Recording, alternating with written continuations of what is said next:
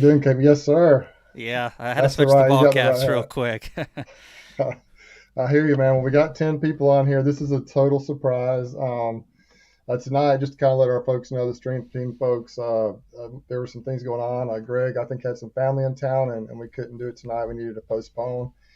And I reached out to Cayman. I had a couple of questions for him, and we just decided to go live tonight. So we threw that together in about Yeah. 15 minutes. And I was really surprised, Cayman. I mean, you're so busy, but man, it turned out I'm glad you were able to come on with us tonight.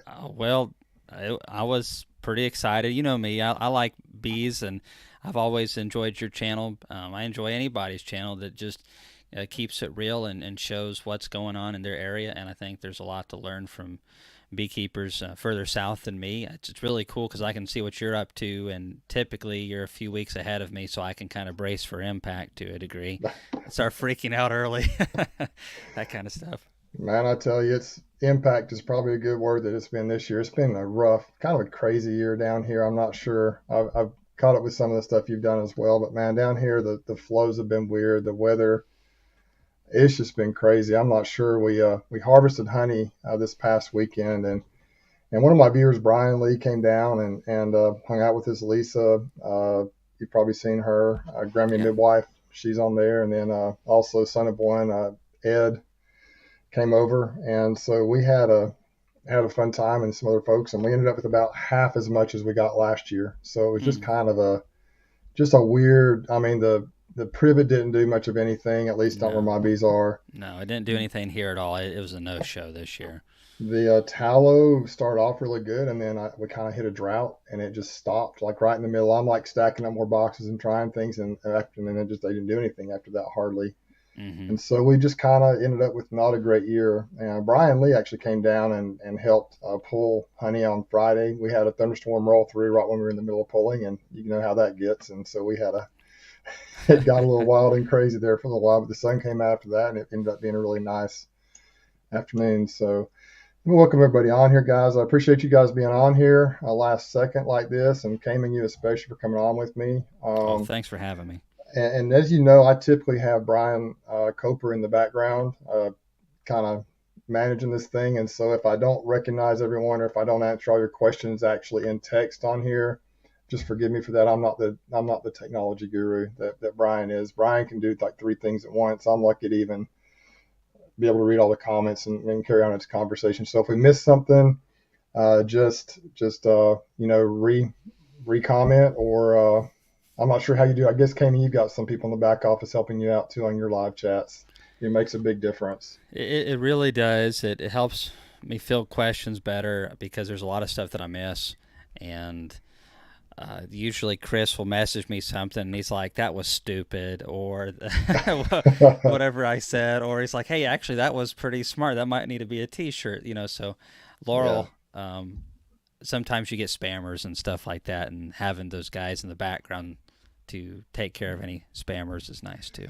Yeah. And if that pops up on here, guys, I'm going to try and bump them out. I have a few people on my channel. Hopefully, some folks that are actual moderators will check in here. And if not, I do have a night bot on here that knocks most of that stuff out. So I'm going to try. So if I miss something, guys, just flag me, cue me into it. But I came in, all of us on here probably are just hot in the middle of beekeeping season right now. Obviously, you are. We finished up the honey harvest, and I doubt if we'll get any more. If it's so, it won't Mm-hmm. be much.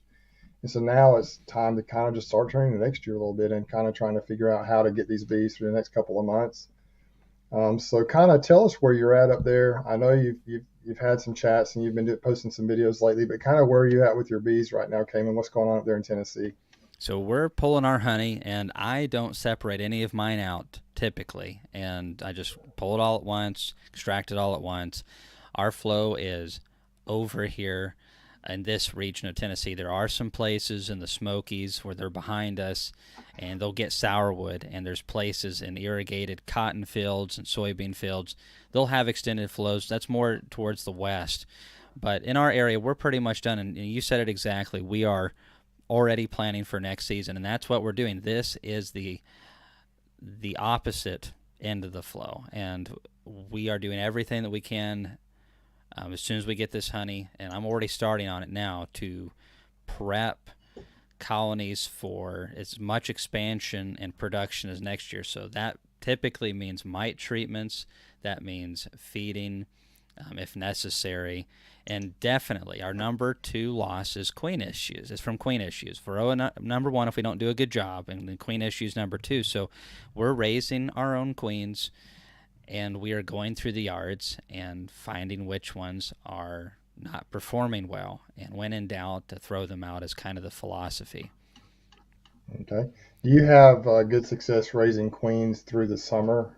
After the flow is over, do you find that they tend to lower the drone population, or do they kind of just push on through the summer with the drone population being high? Good question. I don't get as good a success once we get in late July.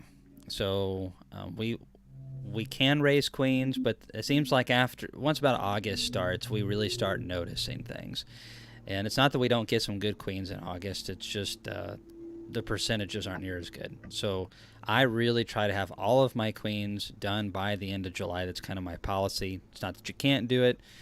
It just why fight nature? The drone population's going down, nutrition's going down, and plus it's 100 degrees and that time of the year, Absolutely, and yeah. nobody wants to fool with that any more than you have to. But one of the things that I did this year for the first time in years is we started pulling yards a little bit before the flow ended, which was great because we didn't have to deal with a lot of robbing when we were pulling the honey supers. Just use a fume board, bee blower, kind of blow them out real quick. And I had a buddy of mine. I'm starting to do the whole Bruce thing where you coerce your friends into helping you. Um, Hmm. you know, I should have done this years ago. I don't know what I was thinking. I feel like a Tom Sawyer now, getting all the neighborhood to start painting the fence for me. But anyhow, they're coming out helping me pull these supers early, and we're dropping them to singles, throwing on boxes of foundation. And I checked them within a week. These strong colonies have already drawn 4 frames at least of deep combs Wow. because they're just so powerful, and they were coming off the flow. There's never a gap there. As soon as we pulled them, we give them a little bit of feed, and they just go right on to drawing that comb out. But it's a timing thing. Sure. I've had a issue just with, I do have the crew to help me pull, but as far as like getting back out there and just trying to get anything additional management done. I'm like last night, I was still trying to get my buckets of honey from the honey house to my storage place where I keep it, and so getting back in the bees, trying to work full time, as you know, you've done that in the past as well. It's just kind of tough to get on, and I would love to. I guess the feeding is key, right? Once that flow is over, you've got to feed them, or else they won't draw that comb out. And that's kind of been my Right. experience. Is that what you find? Yeah, they won't draw it out, and a good foundation really makes a difference. So I have some old acorn that's been sitting around for several years that I recoated, and they're drawing it out great. I also have some Premier that I purchased at one of the recent conferences, and they do a really good job with that too. And so having a good coating of wax really helps tremendously, and also just having a strong population of bees. And so like when we go into a yard of whatever the number is, 30, 40 colonies, you'll always find a couple that are drawing it a little funky. And if there's a lot of weirdness going on, it's almost always because they're requeening. And that does happen a lot at the end of the flow. I think it's probably the number one time when the colony chooses to requeen on average. And that's not necessarily a bad thing, but you'll go in and you're like, what in the world's going on? And why are they not taking their feed? And sure enough, they've got supersedure cells. But as long as you get a fresh queen to come back, well, she's going to come back and just start laying those bricks, and it'll be awesome. Yeah, I've never thought about the fact that and I'd like to thank ECP here for the super chat here. Thanks, ECP. Hey, Chris. Chris, yeah, everybody knows Chris. He was down here this past week, but just couldn't make it over for our grand adventures, and so I wish he would have been able to make it. That would have been kind of fun. Um, but I something that's happened to me the past. I've really kind of tuned into the last 2 to 3 years is right after the honey flow, right after we pull honey, I start losing colonies, and I think a lot of it has. There's three reasons I think that happens. Number one, I think probably the primary reason is that they become honey bound. because I haven't had enough equipment in the past to really stack them up as high as I wanted to. Sometimes I put as many Mm-hmm. supers on as they needed, possibly, and they get, that brood nest just decreases. And so when that happens, obviously population goes down right at the worst possible time. They Exactly. can't make any bees, and the mite population is probably increasing. Hopefully this year Percentage I've got, wise, it yeah, definitely does. hopefully I've got the mites a little bit under control this year. I need to start testing and stuff again. And thirdly, obviously queen failure. I think I do have some queen failures, and so we've talked on the phone before it came in about just the importance of having a lower average age of queens. Mm-hmm. I know Bob Benny like replaces them all every year, but that's just hard for me to do that, especially since I Sure. haven't made a lot of my own queens. I'm trying to kind of get into that a little bit, but I agree though. I think queen failure is a big part of that, and so it's a little bit iffy. I think this time of year, everything just gets hard. It seems like Yeah. everything with the heat and the humidity, and there's not food coming in. The bees get robby. They get just feisty and just unhappy. The bees are unhappy, the beekeeper's unhappy, and everything just kind of gets a little bit crazy. And it's the fun time of the year is kind of now is where it really starts to feel more like work. When you're Yes. having to do this just go mess with the bees. But I'm thinking this year about maybe trying to crank out maybe a few queens of my own to replace some of my older queens that are failing. I recently replaced quite a few of them that were weak and colonies that weren't strong enough to make honey, Mm-hmm. and so just I ordered some and replaced them. But um, kind of one thing that's interesting, and this is a little angle that I don't know if you've discussed it or not on your channel, but I sent 52 colonies out to California for the almonds, and my bees were up close to Jose and Williams, California, and really had a horrible experience this year with that. First Oh, of really? all, the bees just did horribly, and the broker, we had issues with our broker. He kind of just really messed us over. Same guy we went with last year was fine, and this year he just anyway. It was a bad experience all the way around. I hate But that. they came back, and I think I pretty much lost about 9 of the 52. A few of them were hanging on, but they within a week or two they failed, and almost no food, no honey. Usually they come back and they've got all that nasty almond honey in there, and they're just kind of gross. Yeah. But usually they have, they're just really booming. They're ready to explode. And this year they had many of the colonies had a lot of bees, but no food. And they came back about the time what little flow we had was kind of starting. And so I hit them with Formic Pro, the strong ones, and it worked. I mean, the strong colonies bounced right back. And now, when we were pulling honey this past weekend, I took 20 colonies and put them about 3 weeks ago in a place called Midland City. There's a lot of tallow around there. So I'm like, well, maybe I can capitalize on this flow. About that time, we were in a pretty bad drought, and so they didn't put any more honey in. But as we were going through some of our other colonies, I started digging down into the brood chamber a little bit and pulling. If they were looking like they were getting honeybound, pulling a deep frame here or there of honey. So I'm like, well, I'll just go out there. I have 20 colonies sitting on a trailer out there in Midland City. I'm like, well, I'll just go see if I can pull a frame or two of each from each of those colonies. Start opening those jokers up, pulling the honey super off, pulling the queen excluder off, and getting into that deep. There's no honey in the in the supers hardly, Mm-hmm. and I'll be darned if they didn't have brood like wall to wall. Just they're peaking right now, and the honey flows over. So I'm like, holy cow! So I think out of 20 colonies, I got 11 deep frames of honey that because I didn't want to pull all their food. If they Sure. the outside frame was food, and then the next frame in had brood on it. I'm like, I'm not going to steal them from those guys, and so it's just been strange down here this year, really kind of crazy. But I hate um, that for you. It's been a very sounds like universally, at least the majority of the people that I hang around. I was talking to Michael Palmer in Vermont, and they had a terrible late freeze a few weeks ago, and which is hard to imagine a freeze just a few weeks ago down here in the South. But yeah, no sure doubt. enough, they got it, and it froze out a lot of their early crop. And I know Randy McCaffrey said that a lot of the stuff in his area got froze out this year. We didn't have the worst year that we've had, but we didn't have definitely a year that we were excited about either.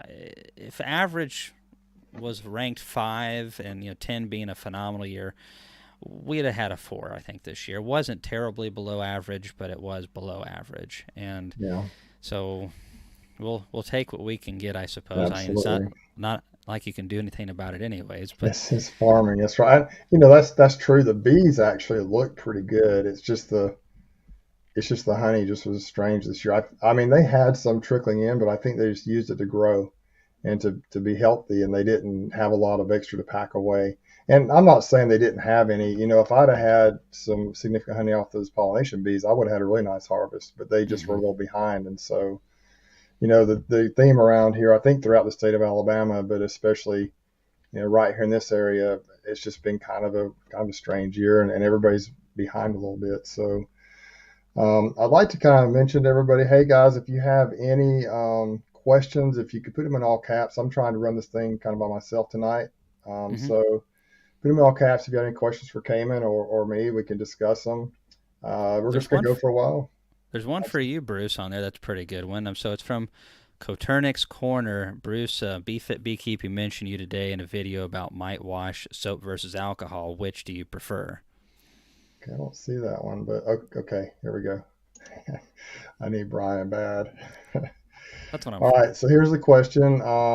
That is a great question, and you know, Emily is doing she's really gone in full with both feet. She's jumped in, and her and her friend have got a lot of good things going up there, and it's kind of fun to watch what they're doing up there. But I've been using the Dawn dishwashing detergent lately, and it seems to work really well.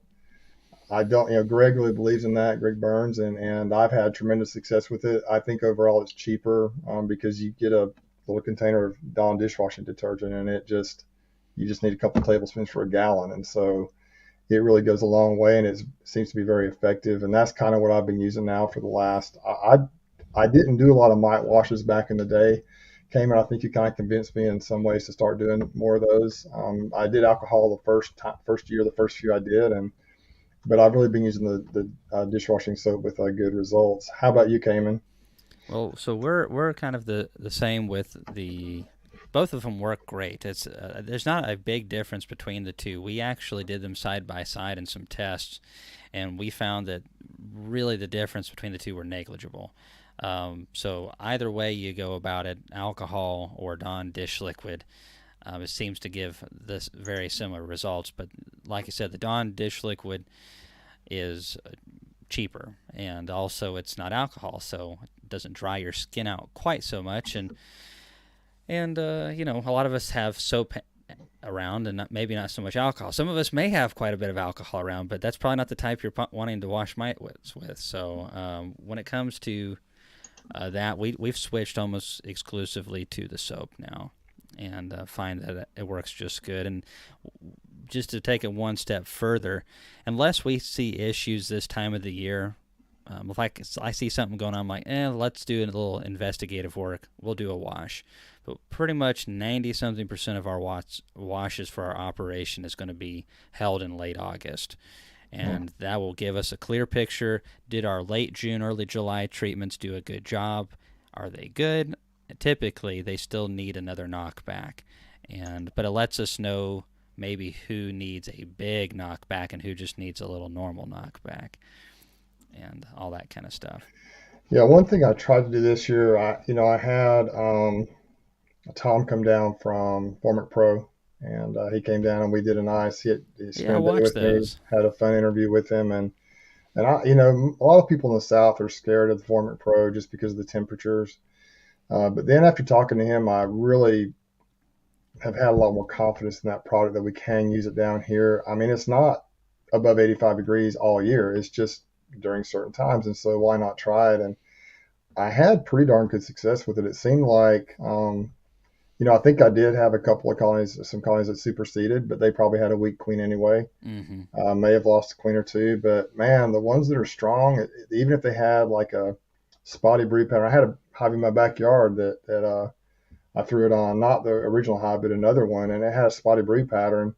And I'll be darned if I didn't use that Formic Pro, and she just came back and just started laying up some nice sheets of brood pretty quickly. And so that just kind of is very interesting to me how I think it is. People say it's harsh on the bees, and I think they obviously dislike it. Mm-hmm. But it's almost like it kind of gives them a fresh start. It's kind of bizarre. And I remember, did you use that some this year, didn't you? And what were your I results with did. Formic? First time I've excuse me, first time I've ever used it in the spring. I've used it in late summer before, but I've never used it in the spring. And Tom talked to me about it. I think I was speaking in North Carolina, and he was there. And he took me out to dinner and just discussed the product a little bit more. It wasn't him trying to sell me on the product. It just, honestly, I'd had concerns because the last time I'd used a Formic product, it was the Mite Away Quick Strips. And this product definitely seems to be more stable, but also a lot more uniform in its release. Stable as in it lasts longer on the shelf. The Mite Away Quick Strips, you had 1 year from I think the manufacturing date or something like that before it had to be used. This gives you double the time. And I told Tom, I said, you know what? Let's try it out. I'm always talking about how we need to do a better job with finding out what works and what doesn't work. Let's give it a shot. And so we did. I actually had a yard of bees I didn't get around to taking care of as good as I should have. And I had a pretty good amount of them come out of winter. But I had decent mite loads in March.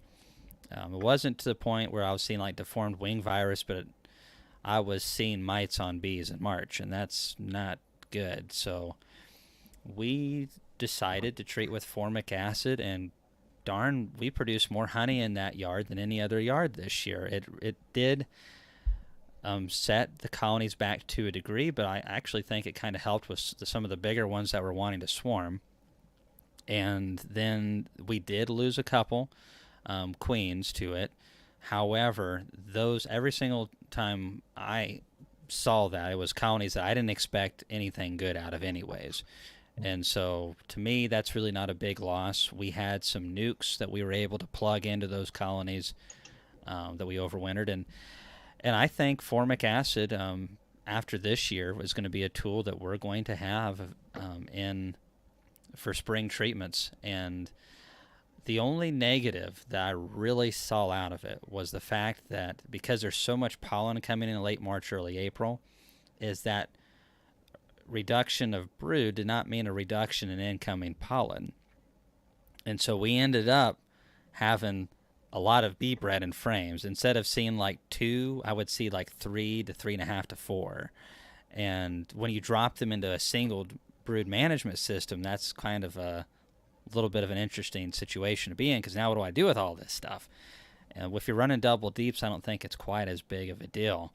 And so it worked out. It just was unexpected. So I think what I would do in hindsight is use a pollen trap in conjunction with that, and basically like either trap before treatment or trap post treatment to try to reduce some of that in there. And but overall, yeah, I really was surprised on how well it cleaned them up and how much better the performance was after the formic. Yeah, it kind of blew me away, and that kind of leads into kind of the topic. One reason I think overall I feel like my bees have done a little better this year is because I did try to clean them up, throughout the winter and enter spring with my bees. I'm thinking probably cleaner than they've ever been. What I've typically done in the past is I've been a little bit nervous to do mite treatments after, say, February, March, just because of the you don't want to have products in there with honey supers on a lot of the products. And so I've been a little nervous, but plus with the brood, a lot of the products don't work with a lot of brood in there anyway. Mm-hmm. And the formic kind of gave me a little confidence. I didn't use it on all my colonies, but I had done a pretty good job of just trying to hit them hard throughout the winter and keep them clean. And I kind of, obviously you've taught that principle and other people have, but there was a discussion. I can't remember if we had it on a stream team or if Ian and I just talked about it offline or when we had the discussion about just, Ian is really monitoring those mites, and the principle just having them clean going into the year, into the honey flow. Be clean when they're going into the honey flow, and then you may not have as near as bad of a spike, in the summer. In the past, I think I just let them build, and I never really treated them in the spring much. And by the time July, August hit, as the population drops, the mites peak, per capita, I guess you would say. And I think it's just a Beemageddon out there. I mean, and then of course, when the bees get weak and sick, then the beetles take over. And that's what I've experienced a lot. And hopefully this year, if I can stay on top of things, hopefully we won't have quite as bad of a result. I guess we'll see. It's coming right up on us. So It is. I don't. All the tests that I've done, I've yet to see a product that really just is the, like, you could just say this is the only thing Hmm. that I need. I have not experienced that. Apiguard, I enjoy having that in my arsenal. I've now included Formic Pro into my arsenal. I definitely like oxalic acid vapor in the right application. I don't really like the synthetics for two reasons. One, because of the buildup of things we can't even pronounce into our combs, and the other thing would be like Apivar. It's not working for me like it used to, and so that's kind of a bummer. But one of the things I think that is frustrating still, I was talking to a bee club recently, is that okay? So Formic, Thymol, all that stuff is great, but they do not. Neither one of those products works good on little colonies. So if you have like a little 4-frame colony that needs cleaned up, dropping Formic and dropping Apiguard really, I'm not saying it's impossible to do, but I haven't had good success with using those products on little colonies. Which, why would your little colonies need treated?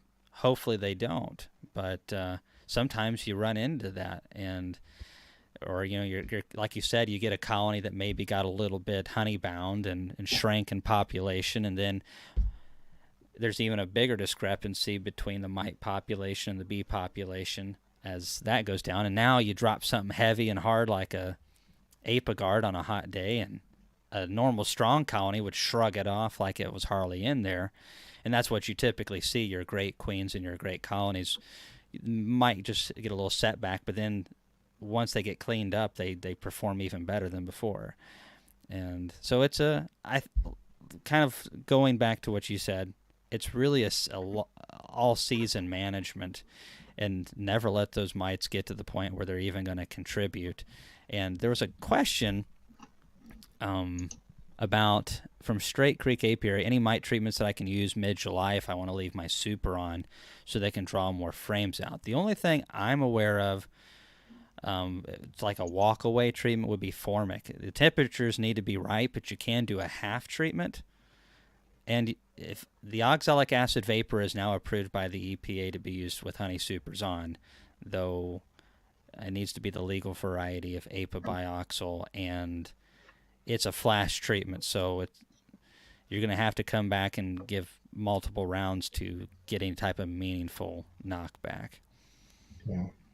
Yeah, I've, originally back in the day before I understood really much at all about mite treatments, I would just use OAB on everything, and I would hit them you know, just hit them, multiple times. And I remember 2 or 3 years ago in my apple colonies in my backyard, I treated them with oxalic acid. It was actually in November, December. Down here we still have some brood then. Oh yeah.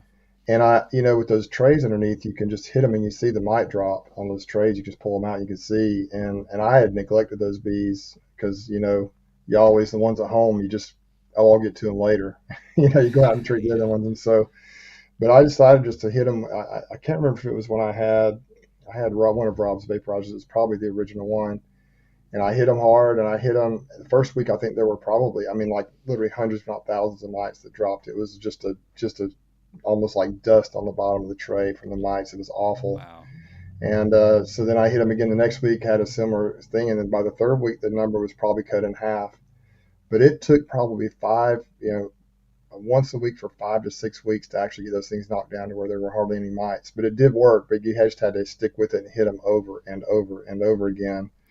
And so I think, and that was in the middle of the summer, but there was a significant amount of brood in some of those colonies back there. So Mm-hmm.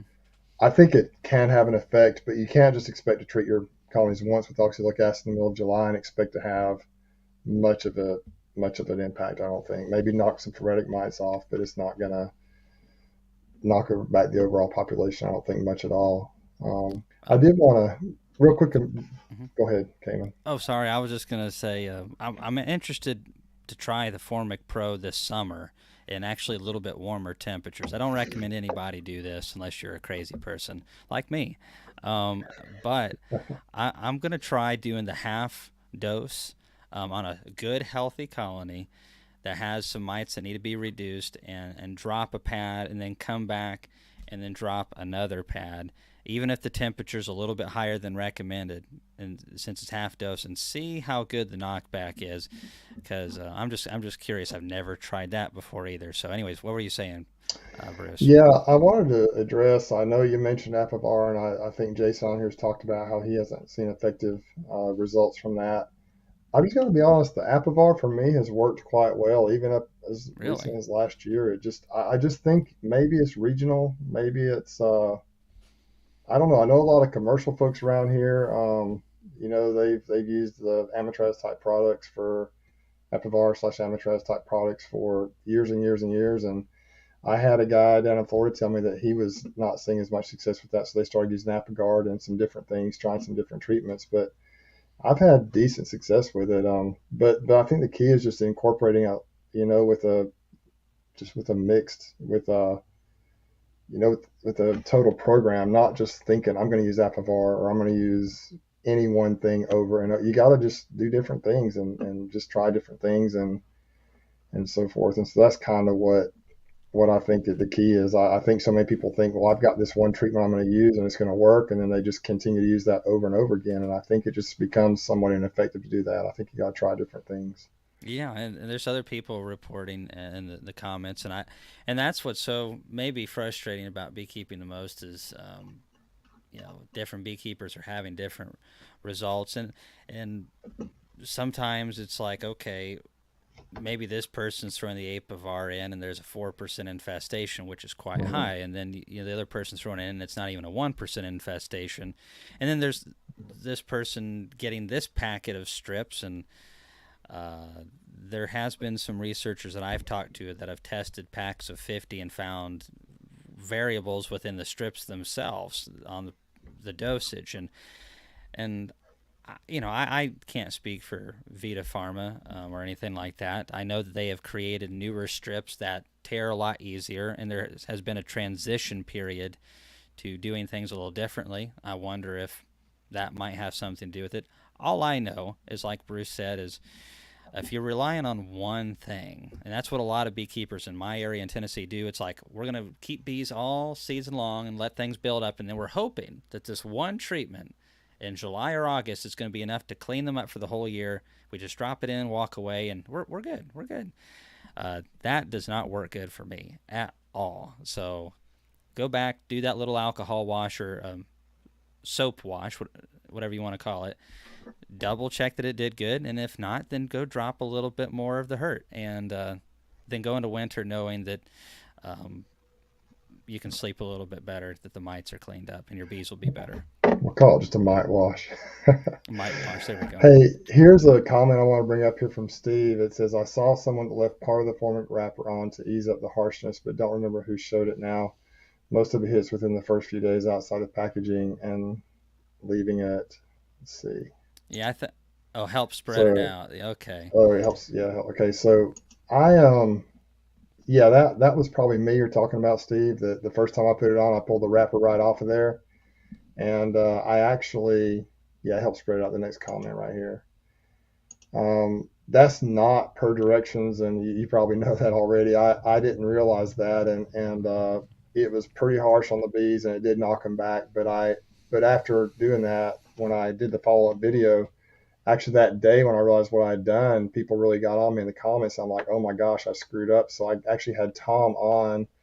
He came on and did an interview with me real quick during that video, and we talked about the proper way to apply it. And the key is that you do leave that white wrapper around the Formic Pro. I'm glad I didn't kill my bees. They handled it like a champ, but it Mm-hmm. may have lost some of its effectiveness because the wick kind of helps, I think, maybe disperse it over time as well, is my understanding. Is that what you understand, Cayman? Well, I think you guys are both right. I think you're talking about two different things. Oh, So, okay. so Steve is, you're absolutely right. That's what Tom told me. You got to leave that white layer on to wick the formic away from the, I think it's a cellulose pad. It's wood chip something or another. But Okay. I think what Steve is alluding to, and I'm pretty sure it was Randy Oliver, is leaving the actual foil on part of it, Oh, okay. and that way that initial burst of formic, it can't escape so good, like you leave half of it on or something, Oh, and so it takes longer to leach out. I mean, I haven't seen any I haven't tested it, and I don't know anyone who has personally, besides Randy. Randy's also in an extremely dry area, and I think that's another one of the fun little bits we get to contend with is the air in Alabama and Tennessee, very, very It's so humid humid. typically, Yeah. and so it stands to reason that Formic would have a hard time moving around with thicker air, so to speak. But That's that would true. I would love to see if there was any merits to that at all. And that's what we have to realize is like, and Tom's talked to me about this, and probably you too, Bruce, that when they go to get this stuff certified and the label and all that stuff with the EPA, they it's very difficult just to get them to agree to one or two methods of application. And so then being able to do, well, in this case you can do this and this one and that, the more options you create, the more complicated and harder it is to get a product um, to folks. So that's kind of the frustrating part of all of that is, who knows, it might be best to leave part of the foil on.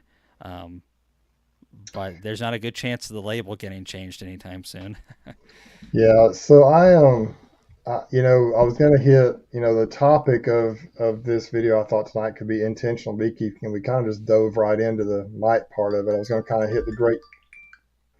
I was Sorry gonna kind about of that. I was gonna kind of hit the great queens, dead mites, and proper nutrition. Those three categories. We've gone ahead and we dove right into the mite part of it.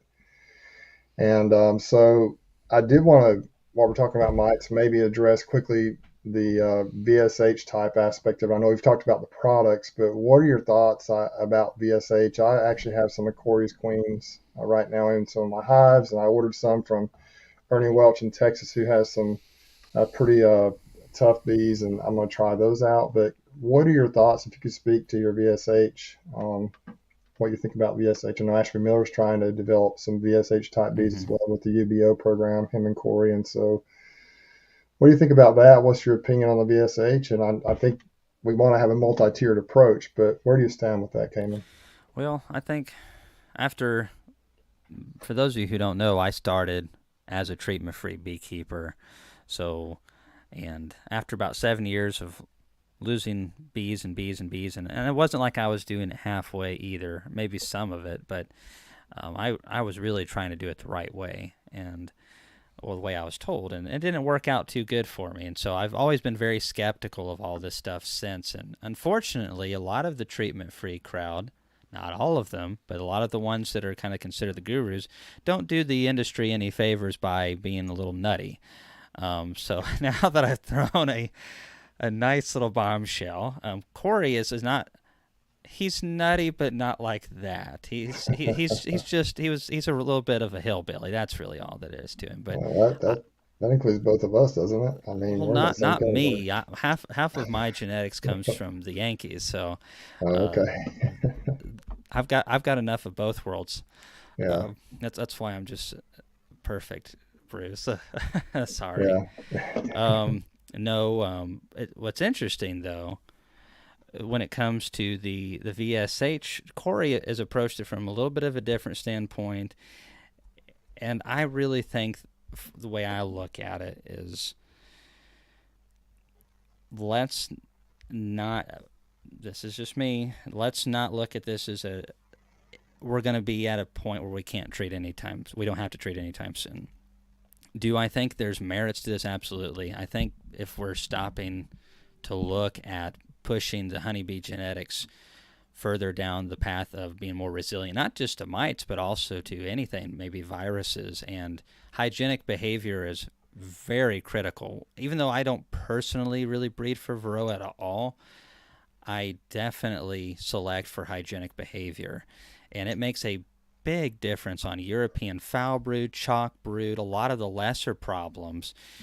And so VSH has those characteristics. So a lot of times we look at VSH and we're like, mites, because it's the big polarizing elephant in the room.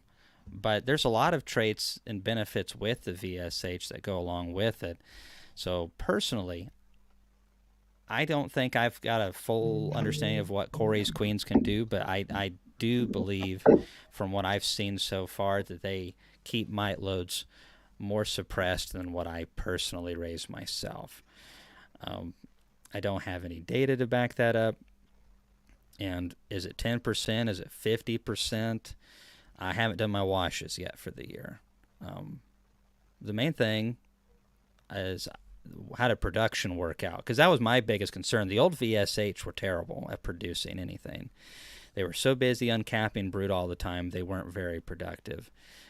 I haven't seen that to be a problem with Corey's like the old ones. I've produced decent honey off of Corey's queens. So um, I'm definitely for it. I think it just needs to be.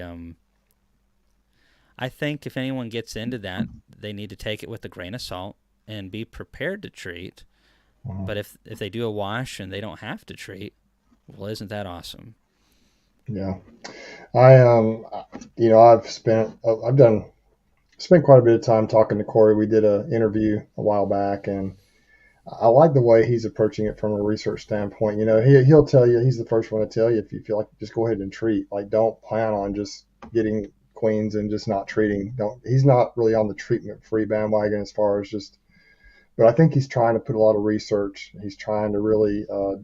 He's doing a lot of testing, and with the VSH traits, and now he's all, I can't remember what that's called, but he's also doing the UBO stuff, and Mm-hmm. so he's really trying to do some serious research and breed bees that are specific to um, actually searching out the mites, and killing the mites, or sick brood with mites, and so um, that's kind of what my wife's texting me. She's got a flat tire, but she's 100 miles away, so she's got some people around her that can help her. I think she said, "Just kidding." She said, "Come and get me." I said, Oh goodness. anyway, she's at a youth camp this week, girls camp for church, and so she's got some folks around her. I hope there's Well, somebody that can help her. But anyway, well, bless her heart. If you have to get off on a call for just a second, I can totally hijack this, no problem.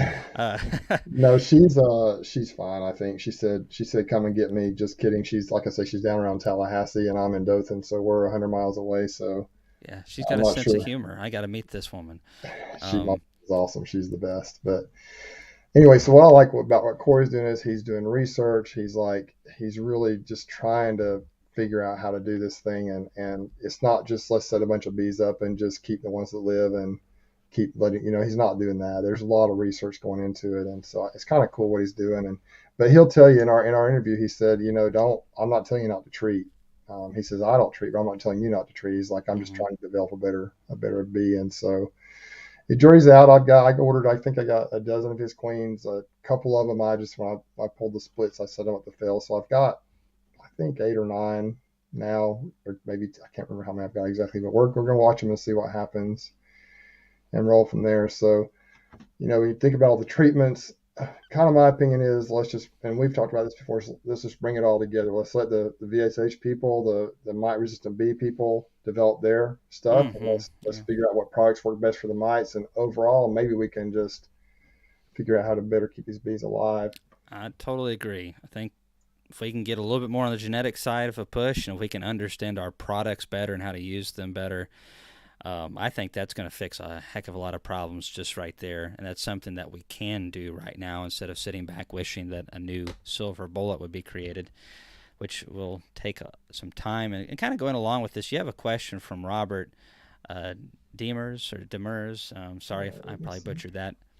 Um, it says, as a greenhouse grower and garden center owner, we spray and rotate our spray products because insects can build resistance. Is there different mites in different regions, or are they the same? Do you want to get that one, Bruce? Or Uh, I Let me tell you what my thoughts are on this. I've actually talked to Robert before. I got you. He works at he's up in the Northeast somewhere. I can't remember, New Jersey, New Hampshire, somewhere up that way. And he was talking about using the what was it that Bob Benny was talking about with the for the beetles. It was a video that was a big hit a while back about a product that to use for the beetles. A new product, like the bags of, gosh, I can't remember what it was.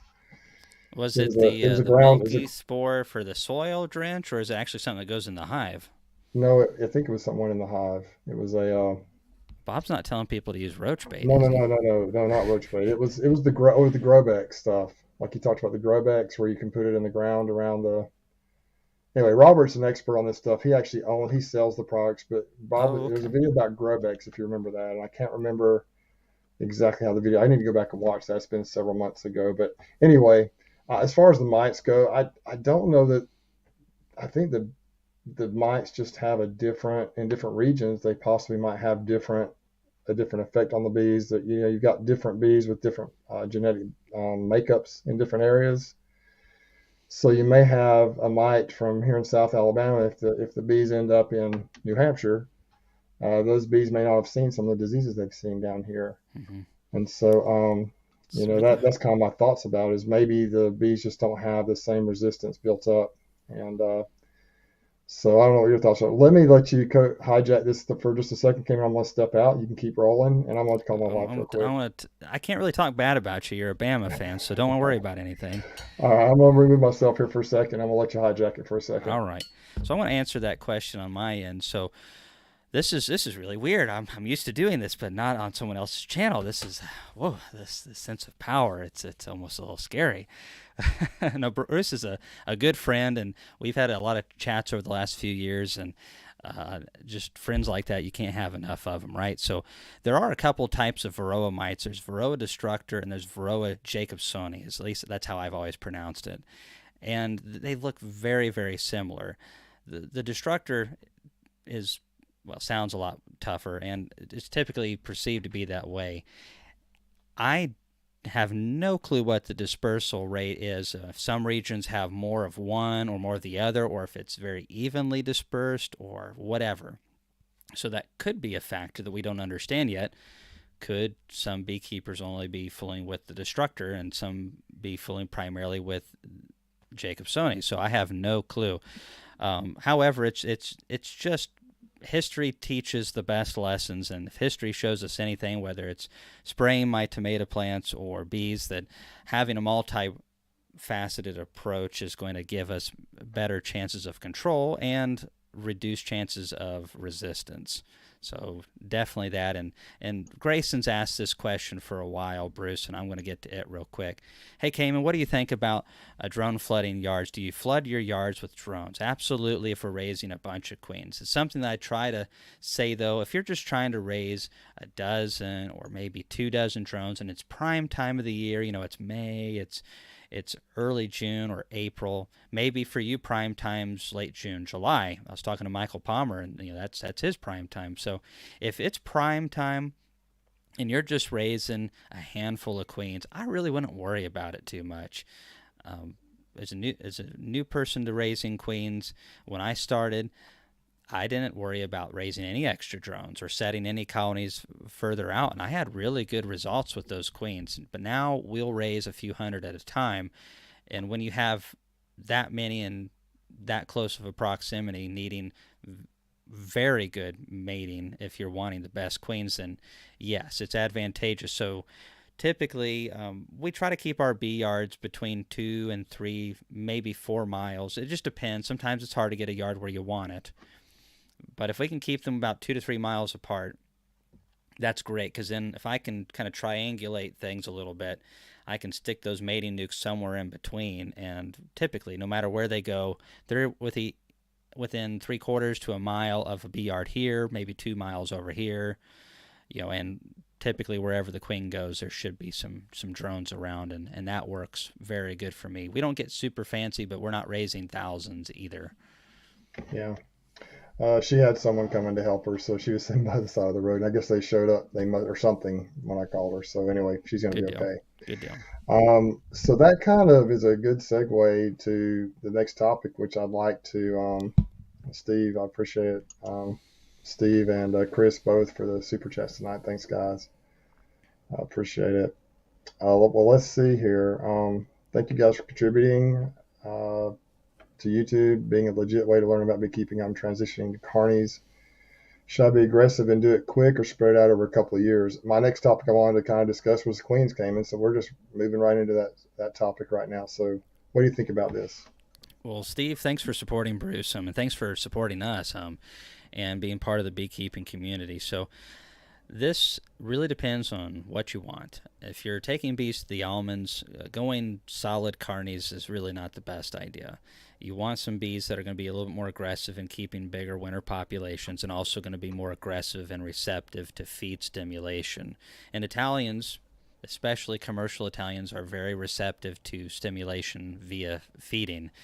And but the average beekeeper, even I mean, I run a few hundred hives. I'm not worried about taking bees to the almonds. I'm not crazy like Bruce is, and I think I might be about done with that. So I, anyway, I hope not, but maybe it is for the best. But I hope whatever you decide works out good for you. I hate to hear that, but when it comes to the carnies, I think there's several merits, especially in Tennessee where I'm still very mild. We don't get real winters. I was born in Indiana. That's where you start getting some real winters up there.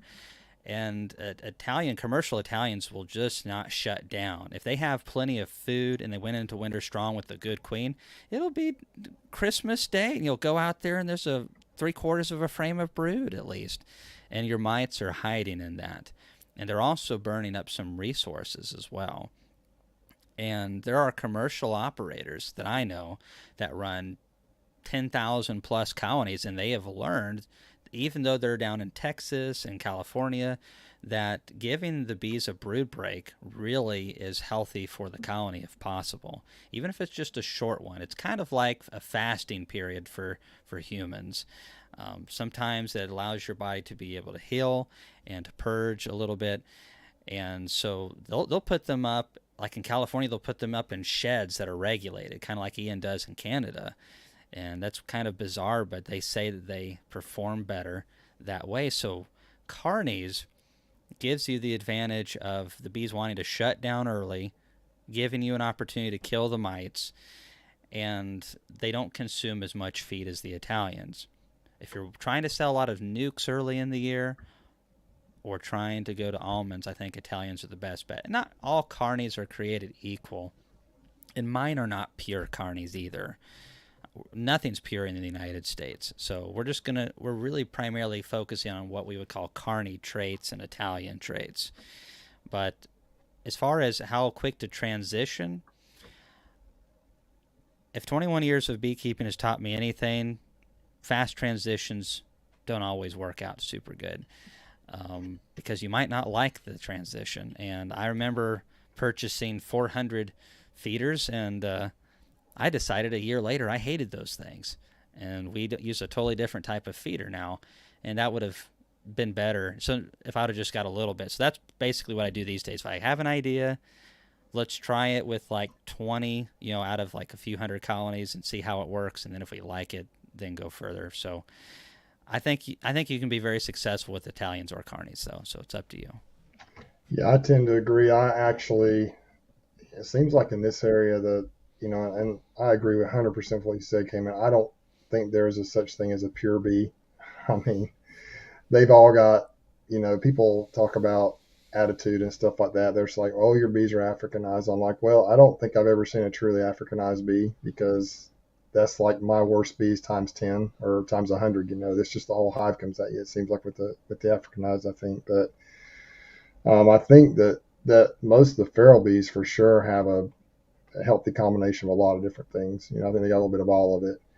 And one thing I do like about some of the heavy Carney or Caucasian influences my bees have now is just they brood way back in the wintertime.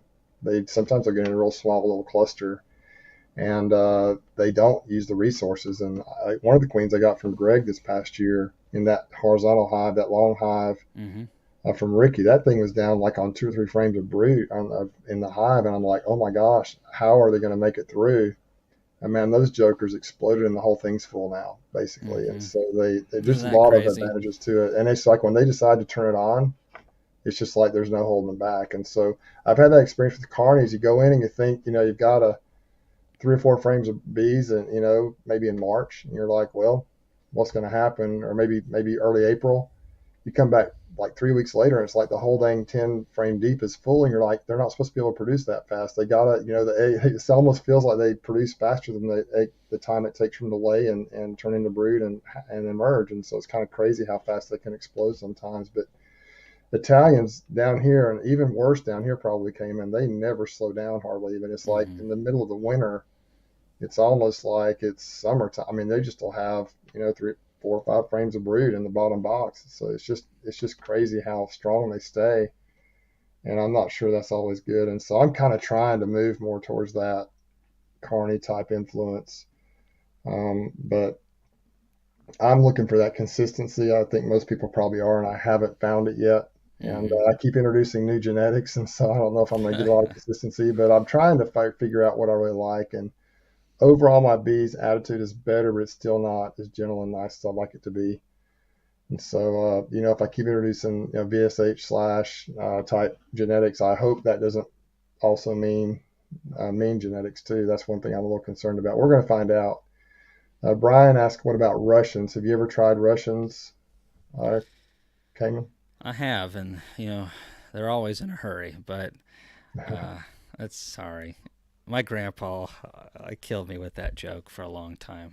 So the Russians, for those of you who know of Gus Mitchell, he has a small YouTube channel and doesn't post a lot, but it's very nuts and bolts. And Gus is a good friend of mine, just like Bruce is, and does a really good job doing things quite differently than me. And so I've learned a lot from him. He runs Russian bees down in the Memphis Delta area and a little bit into Arkansas, and really likes them. And his friend Billy Joe, yes, Billy Joe's his name. That Mhm. both of them are quite a hoot. I could spend an hour just talking about those two, and you wouldn't believe it, but it'd all be true. And so they run Russian bees down in there, and it's very dialed in. And that's one thing that whenever you get an Italian type bee or a Carney type bee or a Russian type bee, and really a Russian is like a Carney but on almost steroids to a degree. They're even more sensitive to lack of flow. So if you never experienced a Carney, if there's a really strong dearth or they run really low on food, they just cut down. Chris Summers is calling me. Uh-oh. Natalie must be upset. So I probably said something in my last live chat. Anyhow, so the Russian bees used properly seem to work really good for those guys, and they're producing more honey than Bruce and I together, probably times four. So obviously Russians work very good for them, but I've only had a handful of them. They seem to be a little bit more prone to swarming if you let them get to that point. So part of the management is knowing when to cut them back. And what Gus will do is he's like, my flow is going to start on this week. And Gus knows more about honey flows in this region than anybody else that I know. And so he's like, all right, this is the way the weather pattern's looking, and here's the plants going along with it. Our honey flow should start in this time period. And he's always just, within a handful of days. And so he knows there's fixing to be a surge of nectar coming in, which really triggers Russians to swarm, and any bee, but Russians especially. And he'll go in there and he'll cut them back and make this heavy split, leave like 4 frames of brood, give them some room to expand, excluder, honey supers, and stack them up. And just curbs the swarming right then and there. And uh, I really don't know a lot about Russians myself, but obviously there are people that do it. There's a book by Stephen Coy, I believe it is. It's one of the Coys on Russian bees. Outside of that, I really know very little about Russian bees, and I'm pretty happy with what I have. That's something. Let me add real quick: is if you have a queen or two in your apiary that are just they're gentle like you like, they're productive like you like, try to graft if you can. It's hard to buy something that can beat what you already know works. And some of the most successful commercial beekeepers of the past, there's a lot of debate. Some people like AI, artificial insemination, but there are some of them that are like, go into your apiaries and pick out 6 really good performers and just let bees loosely keep their genetics because that's what they kind of want to do. We just kind of pick what we like and then let them kind of mix a little bit. I've got some genetics, Bruce, that I've got to talk to you after this video's over. Not my personal ones, but from a friend that you might be interested in if you're wanting to get that production and that gentle Sure. behavior at the same time. I really like a bee that doesn't chase me to the house. Yeah, me too. And Friday we were up there in Ozark harvesting honey, pulling honey, and we had that front come through, and man, it was ankle, socks to the ankle staple type time. Then it was pretty rough. And Lisa Yeah. was up there, and they really got after her, and I felt kind of bad. But then, like I was just telling you earlier, the rest of the afternoon the sun came out and they were fine. But man, anyway, I would definitely want to talk to you about that. I had a question here, and I don't know who Dan is here. Dan Weaver. Does anyone know the basic genetics of bee weaver queens? And I don't know if Dan is of that family or if it's just a coincidence.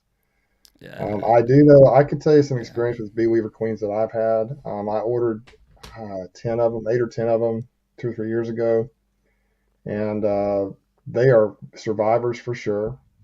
I put them in some very difficult situations late in the summer, and I think a couple of them didn't make it just because I set them up to fail. And then uh, 4 or 5 of them were just fine. Couldn't tell any difference between them and the rest, and I had two that were just off the chain, kind of crazy mean, and I ended up requeening one of them, and it just was. They didn't bother you until you got in. Once you cracked the lid, though, on that one particular hive, there was one particular hive. Once you cracked the lid, they were going to chase you until you left the bee. I saved it till last, and then I would see them last. And so, but I don't really have. That's my only experience with them. Like I say, most of them were just perfectly fine. They were really didn't really know. I couldn't even tell which box they were in. There was no real difference, but there's one or two of them that were pretty brutal. And so I know Bee Weaver has really worked hard to breed some of the nastiness or the aggressiveness out of their bees. And they actually have, I think, some sort of a disclaimer that if you get a queen that has issues, you can contact them and they'll make it right. And so I think they're working on that. But as far as knowing the actual genetics, I don't know the actual genetics of bee weaver queens. Yeah. So I don't anyway, really know it's anything not about what that other than what I've heard from a couple of my friends, and it's typically that you'll get some that are, kind of like what I had, same yeah, experience. that'll staple your socks to your ankles, Uh, and you'll get some. It's not that they're not productive; it's just you're going to have to work for it. And yeah, there's an opinion out there that's been around maybe as long as beekeepers have been keeping bees in the U.S. that meaner bees produce more honey and are more productive and more resilient. And I don't know about that. mm, I've got some really nice colonies. So I actually got into my breeder queen. That's my secondary one because she's just so awesome. It's her second year of honey production. I've got 5 supers on her. She's going to at least produce me 4 supers and a partial. And I got in there. It was a honey flow day, so I mean the flow was good that day. But I popped the lid off, no smoke. I went all the way down to the brood nest, pulled a few frames of brood, put it back together, and I didn't have a single bee just headbutt me at all. Like, hey, get out of here. And those bees are productive, uh, and they're very gentle too. So I mean, 4 honey supers and not chasing me for not no smoke. I think I want a little bit more of that in my life. yeah, absolutely. That's the ideal. The ideal bee would be one just like that that also is really mite resistant. And so a lot of people working on it. I kind of, just to backtrack a little bit on the mite stuff, came in. Here's a comment from Lisa. She helped me out, Mm-hmm. and she actually kind of left Ozark. She was getting lit up so bad, but then she came back and joined us for the rest of the afternoon. So bees down at Apple Farms down that way and down south of town were much nicer. So anyway, just kind of give you a little idea of how it was last Friday pulling honey. But um, I talked to, and this is totally going back on our other topic, but I talked to the Bush Bee Man on an interview a few weeks ago, Australia, and they are really nervous about the mites coming his way. They don't have mites yet, and so he is just like, I hate you that know, for what them. That what sucks. are we going to do? I think they're kind of anticipating, a real heavy loss because where he lives in Australia is like the almond area of Australia. Like people bring bees in there, just like in Mm-hmm. California, Oh, so and it's they just going to drop be bees a in. massive So beak. So even if he was somebody who treated really good and managed well, the next guy might just have him riddled with them. And yeah, he doesn't have any mites yet, but they're coming, and he's real nervous about it. They're real nervous about it over there, and I don't know if they have all the treatments yet. Like they don't have all the access to all that oh stuff yet, and yeah, so they're just trying to figure it out. way behind us, and so I talked to Larissa. She's in Hawaii. She lives on the Big Island of Hawaii.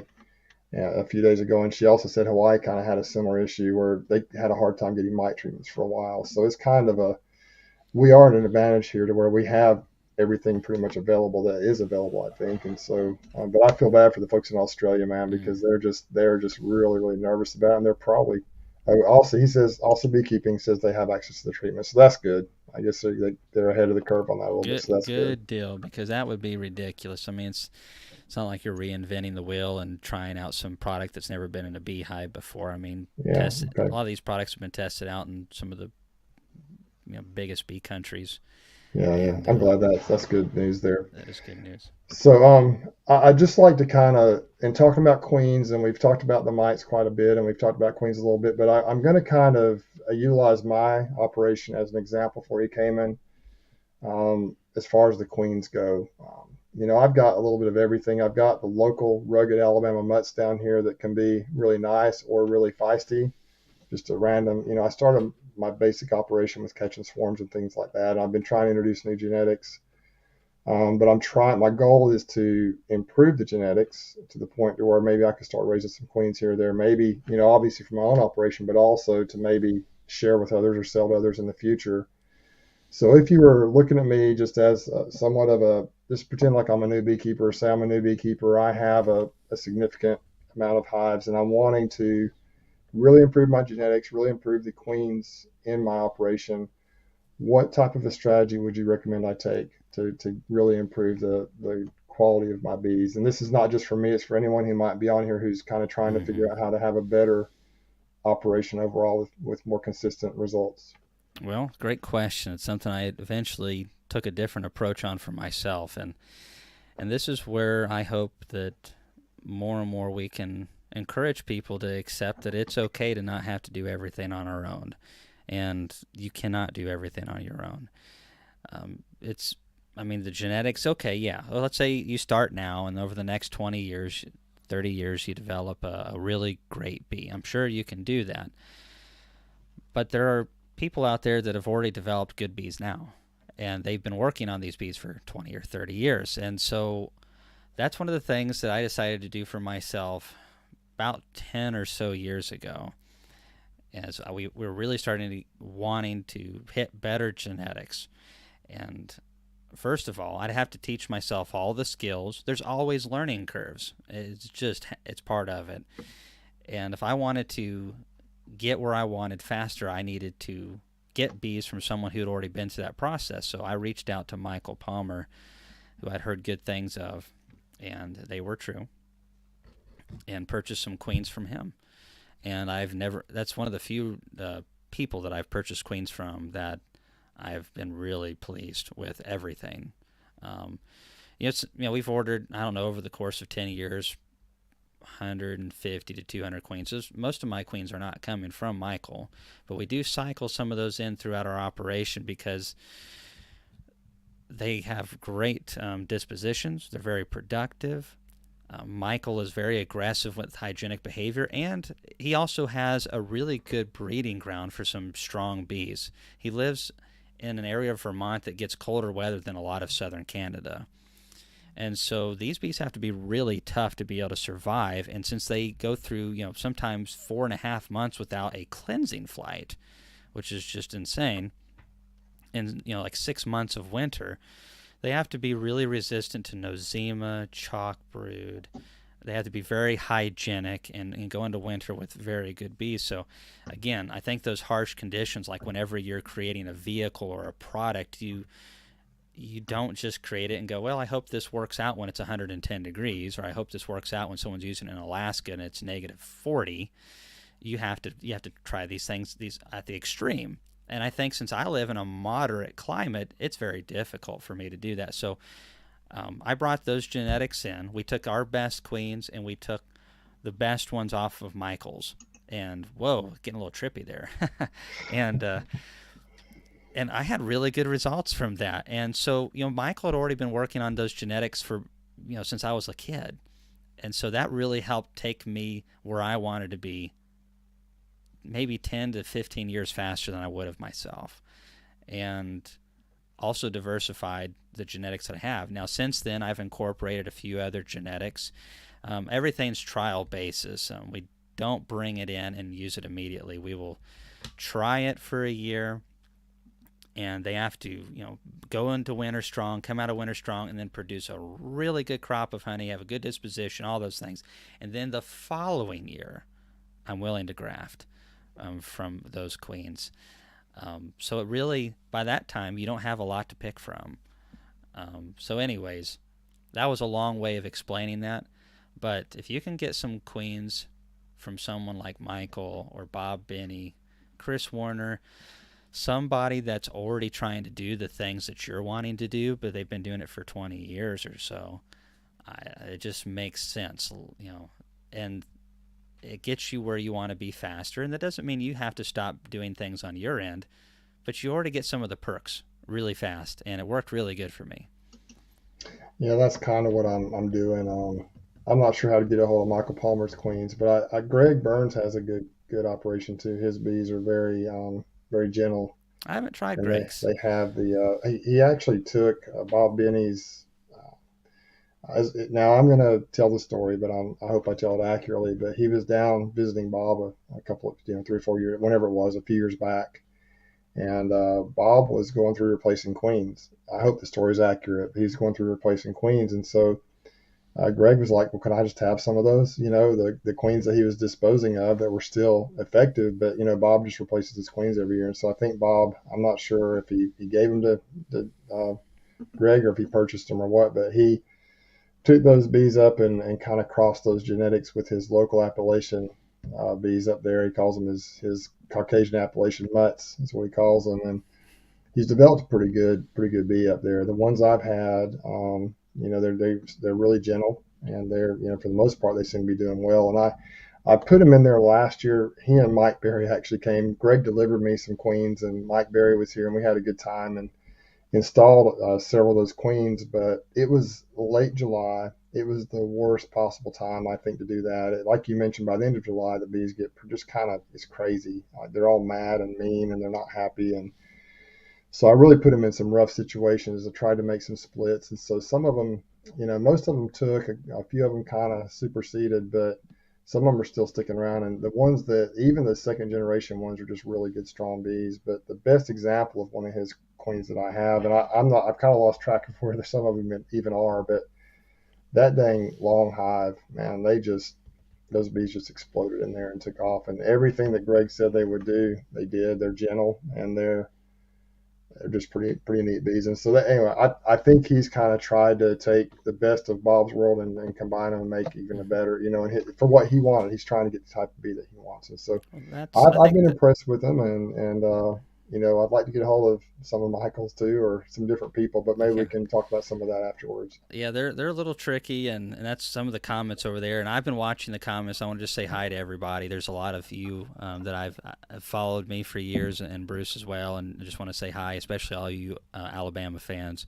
Roll Yeah, Tide. well tied. And one of the comments was but you can't get a Michael Palmer queen, and that it is very, very difficult. Honestly, it took me a while just to become a regular, and Michael doesn't raise as much queens right now as he has in the past, and part of that was due to COVID. Michael had some people that he would bring up and stuff, and that disrupted a lot of those types of things.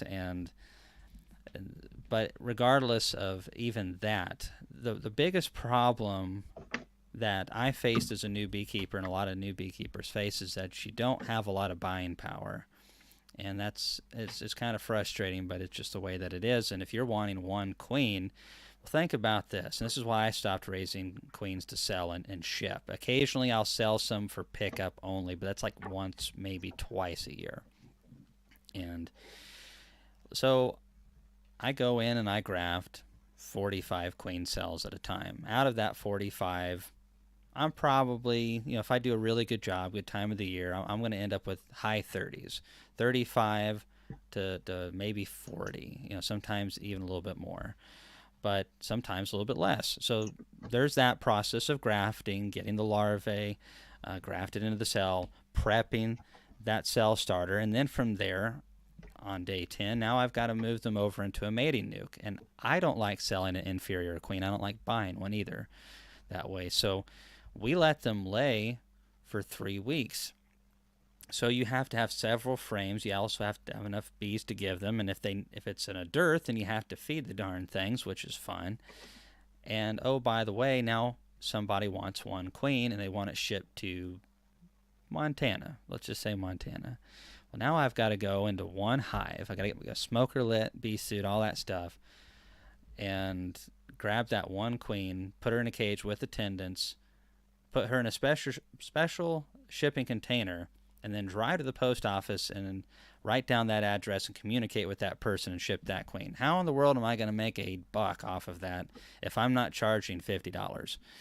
And I don't want to pay $50 for a queen. So that's kind of the problem. I mean, I guess it depends on how much you think your time's worth. But that's the kind of the conundrum I'm in with queens. I don't really want to sell a queen for even $40, and even though that's what you'd have to charge to really make queen rearing worth it to you, and unless you just fully focused on queen rearing, and we don't. So I think that's the difference. It's kind of like one of those things. I don't think you can do queen rearing part way and really make it worthwhile. So I don't want to step on anybody's toes, but that's been my experience. It's so much easier to drop that queen cell in, let it build up a nuke, sell a nuke for $190, and for basically almost the same amount, maybe even less time to build that nuke. I'm making $190 instead of selling a queen for $35. That makes sense. And so I don't have to fool with shipping either. They have to pick up a nuke. Yeah. There's a comment here by Warren. I think we've addressed this a little bit earlier with the question that Grayson answered. He's like, you guys talk about queens like they're the thing.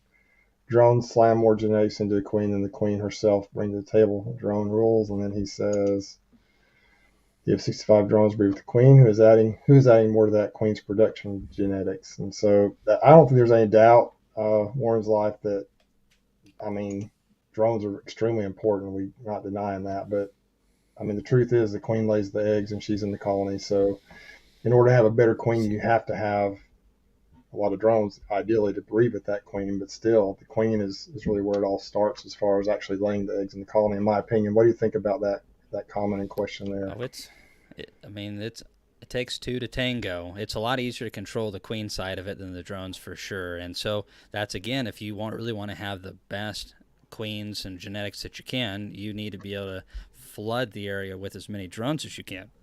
But now we're talking about a lot of even more work to be able to produce those queens, and those queen prices just keep going up. And the other thing you really have to watch out for, and this has happened with a lot of genetics that were produced for very specific traits, you run into genetic bottlenecking. Bees are really prone to having problems with genetic bottlenecking, and if they have to have that diversity. And so even if you end up with a bunch of really good drones from these genetics, if they're too similar, then you end up with bad queens. So it's tricky to have the balance of diversity while yet having the characteristics that you want. Bees, by their very nature, defy uniformity, and which is cool and frustrating all at the same time. And so that's why I'm of the opinion, I think it's awesome these guys do AI and all that stuff. Hats off to them. I'm of the mindset I let the bees kind of have a certain say on the genetic diversity. I do the best that I can and leave it at that. But not all of the sperm makes it from the drones either. That's the thing. One drone has enough sperm to completely fill the spermatheca of the queen if it's a healthy drone. So all it takes is one, technically, to fill that special organ of hers for her to have enough, supposedly, for her life. The problem is the genetic diversity. So if she gets hit with 65 drones, not all of that's making that in there. Oh, my goodness. I never get calls this late at night. It's a spam call too. It's from the CDC. It says. Oh, man. Maybe we were talking about something we shouldn't have been, Bruce. But anyways, the sperm also fights for placement in the spermatheca. So it's very possible that the inferior drones, even if she got made with 65, maybe only 37 of them are actually represented. But you're getting the best of the best. Sure. So what a crazy thing It, we're into. I mean, we could have just done chickens, Bruce. yeah, it is, and it's just it really is just it's just spectacular, really, all the things that you can just the whole beekeeping world. I mean, they've survived for thousands, tens of however many years, a long time, and the bees just they figured it out, and so. But yeah, it's all when you think about the drones, you got to have queens laying eggs to make the drones. So it's just like is it who came first, the chicken or the egg type of a thing. I mean, it's all necessary. It all has to happen. Well, And hopefully, so not. It can't be the egg, Bruce. I thought about yeah, this. So yeah, if you're Adam and you're in the garden and there's an egg and that's the only egg there is, and he cracks it and fries it, that's it. I That know. Well, you're right. there's. Sorry, Yeah, you're probably right. It probably was the chicken and the rooster because they had to make the egg in order to it's how make to more make the chickens, egg. and they had to make a lot of eggs to make a lot of chickens. So That's, anyway, so we've talked, and I think, man, some really good stuff. Spur of the moment, everybody who's on here now that may have come in a little bit late. Our stream team was postponed tonight. Just to let you know, kind of what happened. Greg had some family in town, and Brian, I think, had some things going on, so we decided to postpone it. And I message came and they just jumped on here like in 15 minutes. We made the decision and we it jumped on was an here at accident. 7:30. It kind I of ca- was. I thought you were talking about me like just popping onto the stream team thing because I didn't know what was going on, and Uh, but you were wanting to just ask me a question, and so I kind of accidentally invited myself onto here no, live. I was actually kind of thinking, man, I would love to, because we were unable to do it last week as well. So I was kind of thinking, man, I wonder if I could just find someone to get on here. I had no idea Kamon would be able to jump on in 15 minutes and do this. So I appreciate you coming on. But we've addressed mites quite a bit tonight. We've addressed queens now for a little while, and the third tier or the third leg of your program or your philosophy came in, if I'm not mistaken, is proper nutrition. Could we address that for just a little while? Kind of talk Hmm. about kind of. I know Ian talks about nutrition just constantly, and but I know that you are heavy on that. That's probably my weakest link when it comes to taking care of my bees. Just kind of talk about what to look for, kind of just the principles behind that from your understanding a little bit, Cayman, if you could. All right. Well, right now this is the segue, but I'm going to go right into the bee side of it. So I'm taking care of some tomatoes, and I have some Texas super sweet onions. They're about the size of half of a baseball, excuse me, right now, but they still have a ways to go. And I used to grow a lot of stuff for farmers markets, and the difference between okay nutrition and the optimal levels of nutrition is a big jump in production. It's not another 10%. A lot of times we're talking 25, 50%, and in extreme cases, 100% nutritional benefit to the colony and output. And we have to realize that not every year is great. We've already talked about this early on where this spring was kind of so our fall flow could be that way as well. And these things have direct impacts on our bees. And nature doesn't really care. It's not set up to, oh well, this beehive right here, well, I feel sorry for it. I'm going to go ahead and give it a little bit more of a nectar flow. That one over there's got plenty. Nature just takes out everything if you're not meeting its criteria. So as beekeepers, we like to keep our bees alive, and so nutrition for bees needs to come in the form of proteins and fats, hopefully from pollen, in long-term storage as bee bread, or in an energy source that does have minor traces of amino acids and minerals, which would be nectar, and long-term storage as honey. Bees react very differently to certain levels of food in the colony. They know what they have. And so if they are a strong colony and they're looking at one frame of sugar syrup or one frame of honey, that queen's not allowed to lay the level that she should be laying at. She might actually be laying a bunch of eggs, but as they start to develop, they're like, we can't expend this amount of nutrition. They'll go around and cannibalize that to conserve on that protein. And there's a really fine balance between what's the most important, because bees really aren't like us mammals where they, we don't thrive on lots of sugar. Well, you would think so here in the U.S. as much stuff as we have, but bees do thrive on it, and they have to have that. One day without any food like that at all, and they're toast. They cannot survive 24 hours without any food in their bellies or in the colonies at all. So it's very critical that the colony have a healthy amount of food in there all the time, or they are going to retrench. And a lot of beekeepers get this and they don't even know they're experiencing it. So if you have an 8-frame hive of bees or stronger, so that's 8 frames of bees or more, you should never have less than 3 deep frames or the equivalent of honey or sugar syrup. If you do, the queen will, anything less than that, the queen will not lay full throttle for whatever that season. Now, there's also the proteins and fats, and there's differences between each colony's experience. If you catch a swarm right now in Tennessee, there's very little pollen coming in, and there won't be good pollens for a couple months. It's going to be tough sledding for those guys.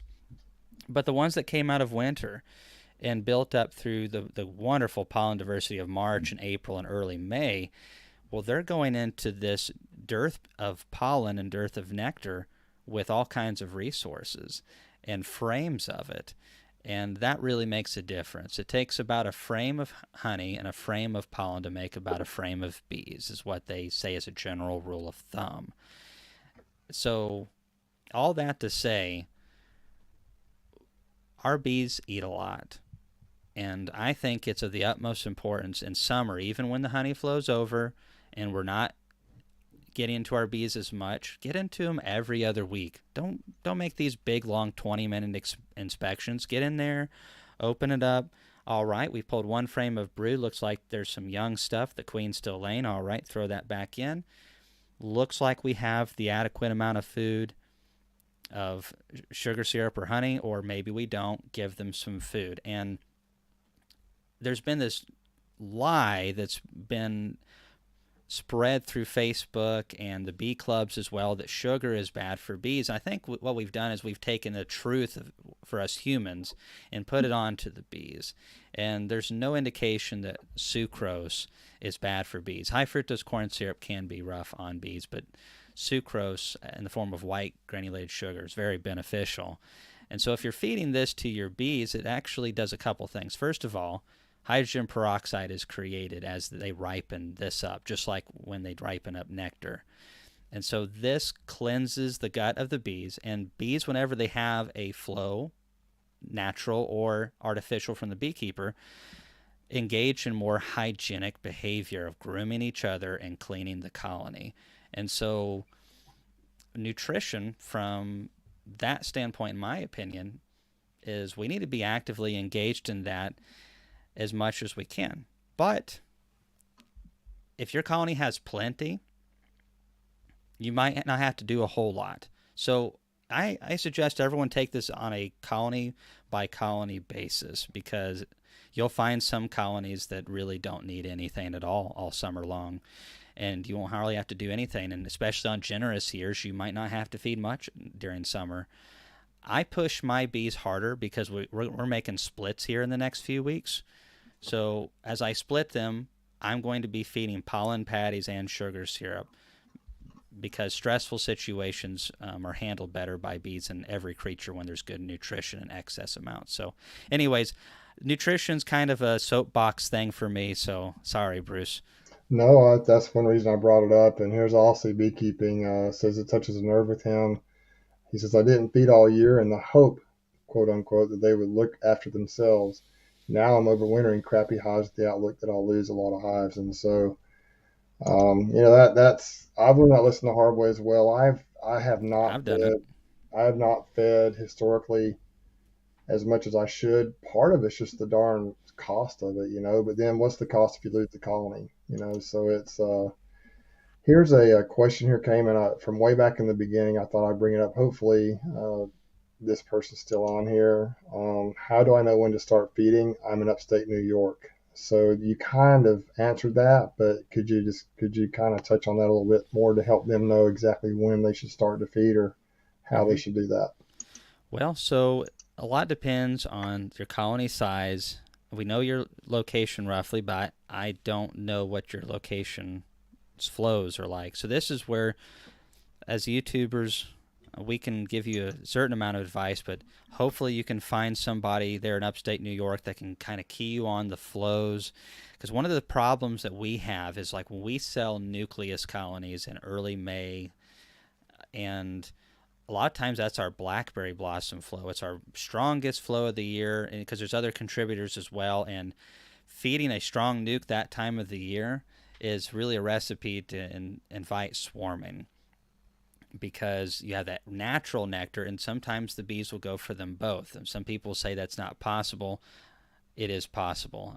The only time I see bees not take sugar syrup is when there's just such a massive good flow going on. There's not enough time of the day to collect it, because, excuse me, they work that and ripen that nectar up of a night, and they just don't have any room for that. So what you don't want to do is feed your colony when they don't need it, because you'll plug them out. So the best thing to know is to get into your colony. And what you'd like to see is your brood kind of going in a nice oval pattern in your frame. You want to see a little bit of honey up towards the top. And typically, if like it's a 10 frame box, 8 frame box, your honey frames will be on the edge side, or your sugar syrup frames.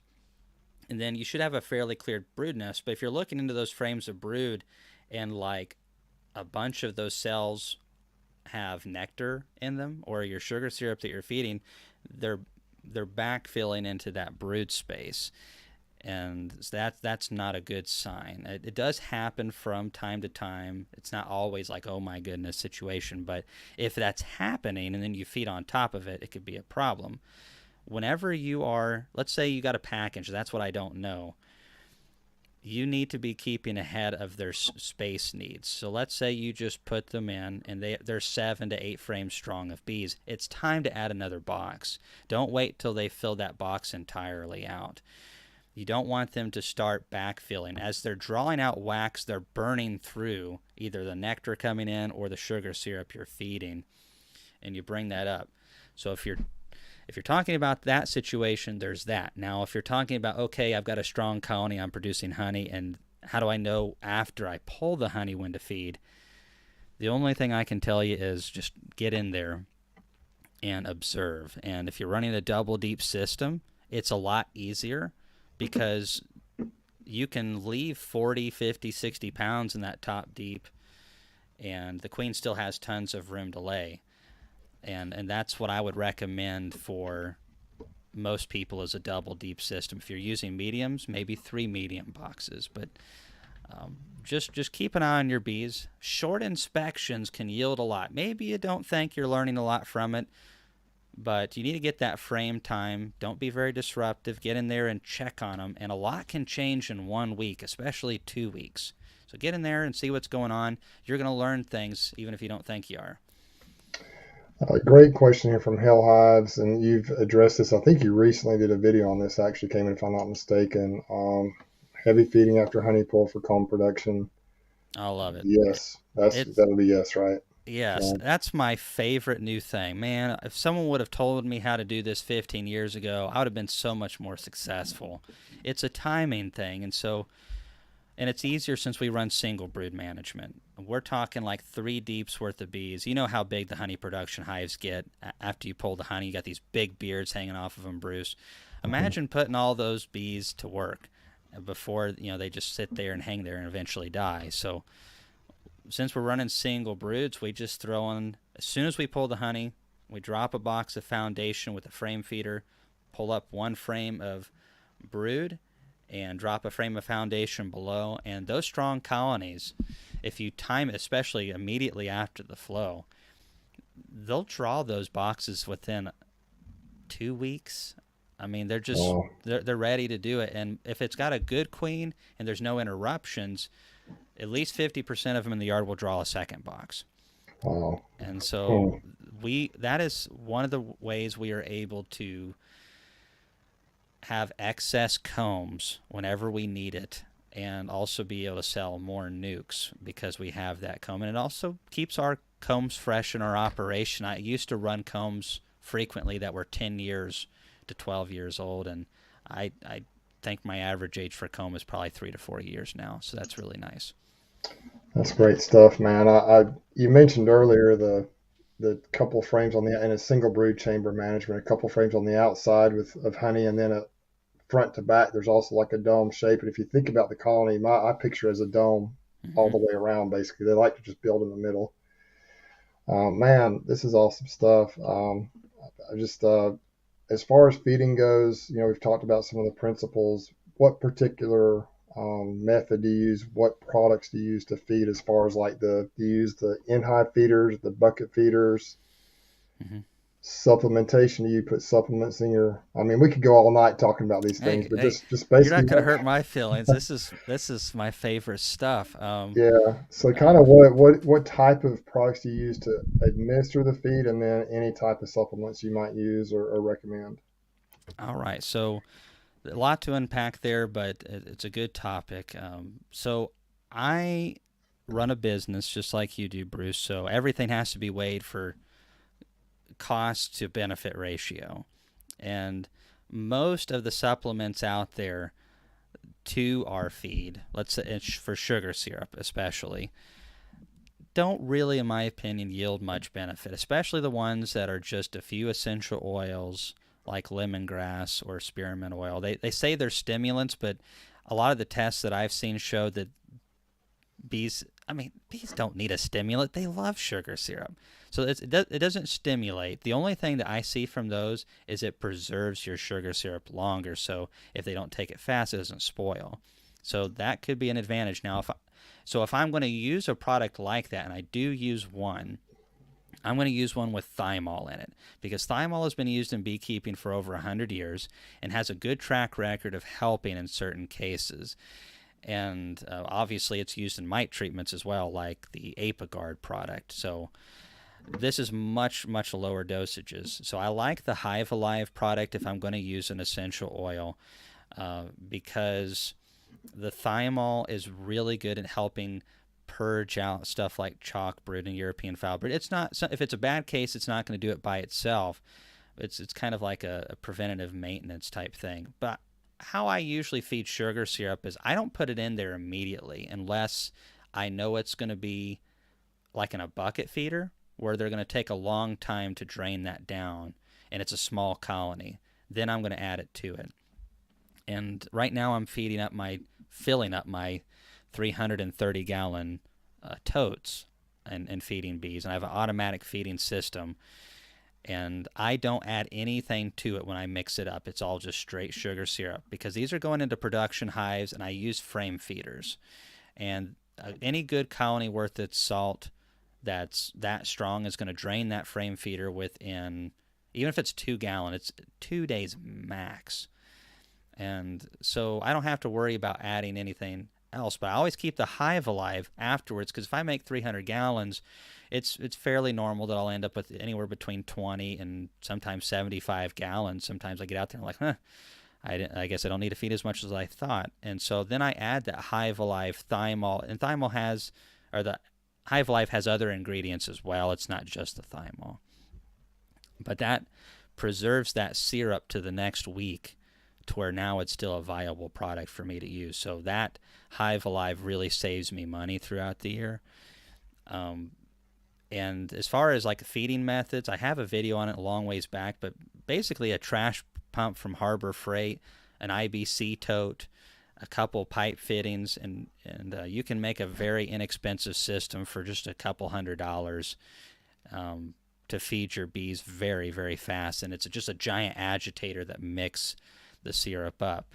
Now, I do like feeding the Apis Biologics product quite a bit. I do that at specific times of the year. So we call it Canadian rocket fuel because it's developed up there. I think from a nutritional standpoint, you can't beat this product. I don't even think there's another product in the same game. It doesn't mean that like stuff like Hive Alive or bad. I just think it's a very different style of product. It's more focused on, I think, medicinal benefits, whereas the Apis Biologics is like nutritional benefits. So I see the value of both of them. And so we will use the rocket fuel at critical times of the year. And so that's kind of my sugar syrup method. And as far as the feeders, someone asked the question about that. I like frame feeders quite a bit. They last so long. Like a good motherload US frame feeders, I got some of those that are like 20 years old. And I know guys that have some older than that. So some people don't like those feeders because there can be drowning issues. That is true. Typically, I don't see a lot of drowning unless there's an issue with the colony. Now, one of the things I like to do is I'll just leave the frame feeder without any type of cap and ladders, nothing for the bees to climb on. And I will throw a handful of straw in there. I'll put a couple sticks and then just a handful of straw. That's what I've been kind of migrating to. And that really eliminates almost all the drowning. And what you'll find, though, is you'll still get a little bit of it. And people will get really upset that there's 50 bees drowned in there. But it's a 2-gallon frame feeder. And what you have to understand is these big colonies coming out of the honey flow, they're losing up to 1,500 bees every day. So in a 10-day period, you're losing like a 4-pound package of bees in 10 days. It's hard to fathom, but we have a bee yard that's on concrete, like for all around it. And it's just like there's a war every day. There's bodies everywhere.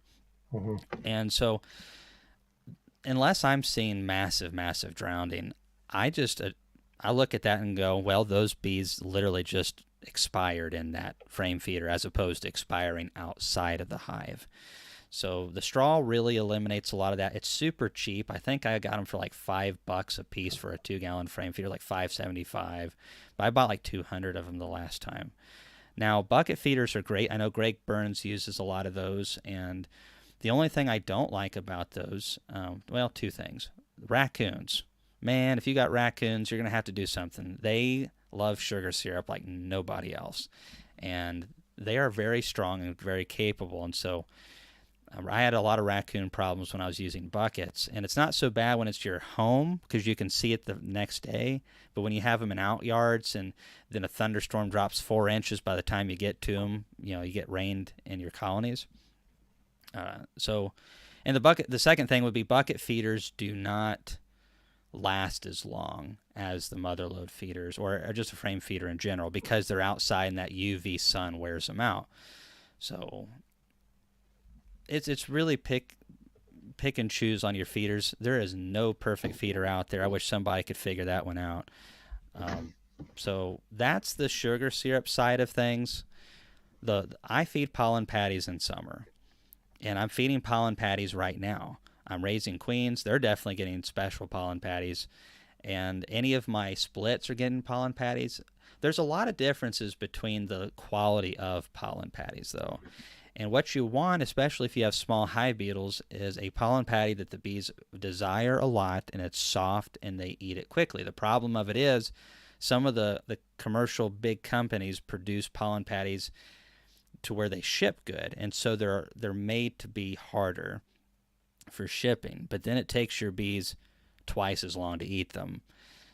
It's not that they're necessarily bad for the bees, that just the types of sugars and stuff make them harder. And twice as long for small hive beetles is twice too long.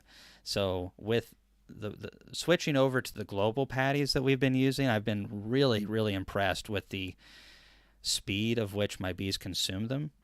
And it's one of those things where you have to have experience. So if I'm looking at a double deep colony right now and I'm going into it throughout my summer season, if I'm inspecting it every other week, I throw a 1-pound patty on it. And I don't have issues. We have small hive beetles here. I don't think we have them as bad as they do in Florida and Alabama and Louisiana or anything like that, but we still have a decent amount of them. I'll see colonies with 150 sometimes. And so the pollen patties used correctly, and the most important thing is that you give the bees as much surface area as possible. So instead of having a patty this wide and that big, we can split that up into long, thinner sections, create more surface area, and our lids have a shim to where our bees can guard the tops of it better. So that's something that I personally think adds value. Is it necessary? Absolutely not. A lot of people do very fine without pollen patties. I'm always trying to push my bees into these big clusters going into winter and producing a lot of bees. So just because I think it's important does not mean that you need it. I just hope that nobody thinks that they've got to go and buy a bunch of pollen patties and stuff now. But Yeah. you have to be careful. If it's a little 5-frame nuke, you give them a pound of patty and you're asking for some problems. Yeah, it's and it depends on what you're trying to accomplish as well. Here's a drop going back to the sugar syrup for comb building. What's your ratio when you're trying to build that comb in the summertime? Great question, and this is one that I like to talk about because I love anything that's kind of push us out of the typical box standards that we've created for ourselves. When you're a beginner beekeeper, we give you a lot of general things. 1-to-1, 2-to-1. That's what you make, the end. But once you get further along in beekeeping, you really can do whatever you want. And they say 2-to-1's for wintertime. Well, I've fed almost 2-to-1 this time of the year before.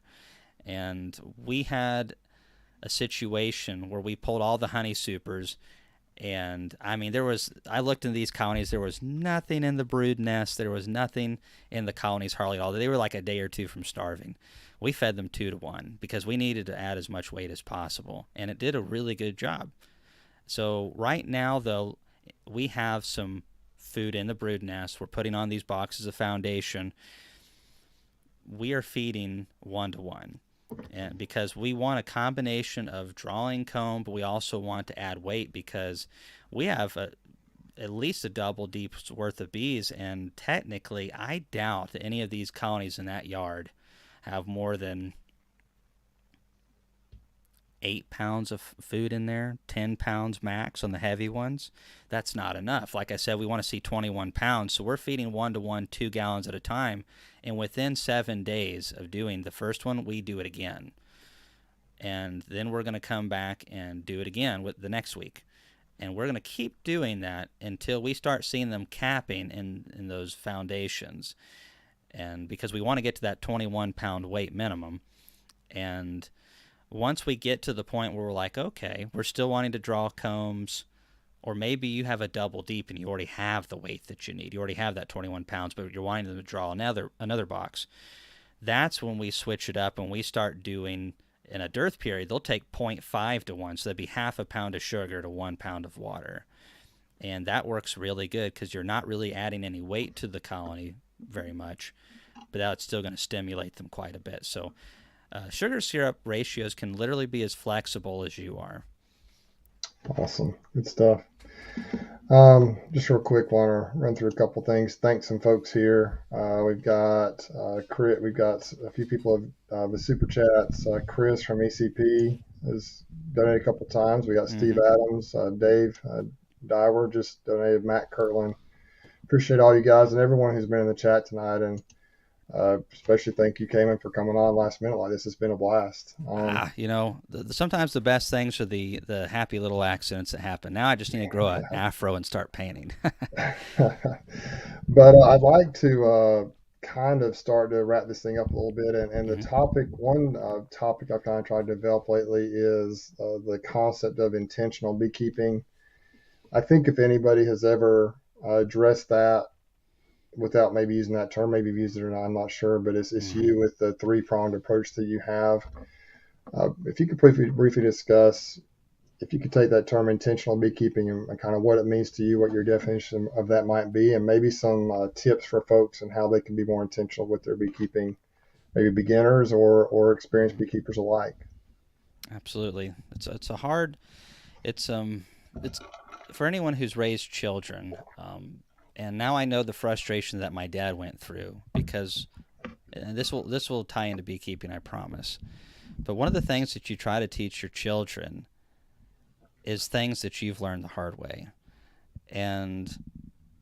But the reason you know how important it is because you've experienced it. And the reason they don't understand is because they really have never experienced it before. And that's the disadvantage that new beekeepers are at, is they're in a phase where most things are reactionary. And it's not that I don't have those moments, I still do. And that used to be me constantly. But now the intentional beekeeping for me is everything's very planned. At least we try to be very planned. And so it's very intentional why we get into the colonies and do this and why we do that. And that's one of the reasons why we recommend new beekeepers try to get more than one colony, because if you have multiple hives, you will see different things. If even if you don't have that, if you have a bee buddy and you have to go over there and help them out, even if it's just sweating out in the summer months to get more frame time with the bees, you'll see different sizes of hives and one hive struggling and this one's not. So part of the things the new beekeepers face is not having that experience. So it's hard to be intentional. But what we're trying to share with you is our struggles that we've faced over the last several years so that you can bypass some of these learning curves that can be expensive or frustrating. And that's the thing with beekeeping is most of us get one good flow a year if we're lucky. And you miss that, you have to wait all year, which is part of the reason why it's so awesome and frustrating. So what I would recommend as far as to focus on is our three-pronged approach, the great queens, dead mites, and good nutrition. And it would be better to overkill than to underkill. Overkill means you might accidentally send a swarm off because you just haven't learned how to control swarming yet. And hey, I probably shot off 30 swarms this year, so it happens. I talked to Bob Benny, and he was struggling with swarming this year. It's a byproduct of having good bees, and also having a good flow too at times. So focus on primarily the things that are going to help you be sustainable. What's going to keep you happy in beekeeping is having bees alive in your boxes. It doesn't have to be 10 gallons of honey off of one hive. That doesn't happen very often for me. But having bees that look healthy and are performing well, there's a lot of joy in getting to see them work and being part of the community. You don't have to buy every knick-knack out there. So be intentional about trying to monitor your feed levels. Plan on a queen issue. It's going to happen to you eventually. And so if you have 2 colonies, maybe buy another queen. Take a couple frames of brood from your 2 good ones and make yourself a split. And now you've given yourself a little bit of insurance over there. And if you end up with 3 colonies coming out of winter looking awesome, well, you can sell that one if you want to. It's not hard. And if something happens to one of those colonies, now you have a queen to plug in. These things happen, and queens expire sometimes at the worst times. I've had some expire in October. I can't raise queens in October, and most places don't sell queens in October. So be intentional and kind of expect problems. And I have people contact me, emails or in person, saying, Kamon, I don't have to do all this stuff that you do. My experiences haven't been this bad. But I talk more in, I think, extremes because of what I've seen over the last 21 years. And I would rather over-prepare people than for them to lose their bees. So and focus on mites. If there was 2 things that started making me money was keeping good queens in my colonies and having backups, and was controlling Varroa. And if I do those 2 things and just keep enough food in there, I'm going to have some level of success if I do those things right there. And it's important for Bruce and myself and for the beekeeping community that you all are successful. The guy that introduced me into bees was running like 12 hives at the time. Showed me an observation hive. I tried real honey for the first time in my life. It got me into beekeeping and really changed the whole course of my life. The guy has passed away since then. Has no idea probably the things that he's helped start. I mean, the conference, the YouTube stuff, and getting to meet people like you, Bruce, and Bob, Benny, and everybody else has been really special to me, and I've appreciated so many people that are in the chat as well. So, someone with 12 hives did all that, was the spark. So don't worry about gaudy numbers. Intentional beekeeping, focus. That's definitely a huge one there. Sorry, I'm going to keep going, Bruce. Um, Yes, please do. I I was so bad about I've got to have 20 hives and I got to have 50 hives, got to have 100. It was always this numbers thing. You got to beat your chest on how many hives you got. Don't think like that. It would it would be so much better to have 10 colonies and do very well with them. We all have lots of things in our lives, jobs, we have kids, we have spouses. There's a lot of other things in life important besides bees. So learning how to regulate this to where we can be happy with our bees. And no one likes to sit at the end of the year going, dang it.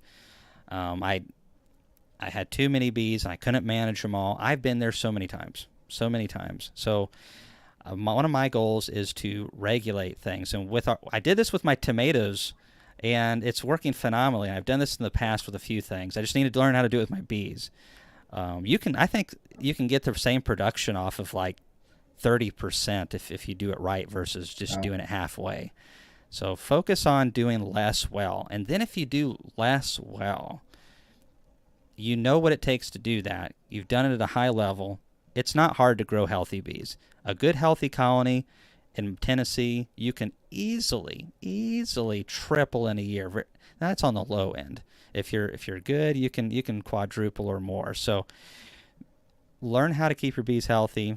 Be very intentional with monitoring the feed levels, Varroa, maybe have a backup queen, and then just enjoy the bees. You're going to have a lot of fun with it, but don't burn yourself out on trying to do too much. I almost got out of beekeeping because I was trying to go too fast. Yeah. Awesome stuff, man. Hey, thanks, Brian, for that super chat. I appreciate it.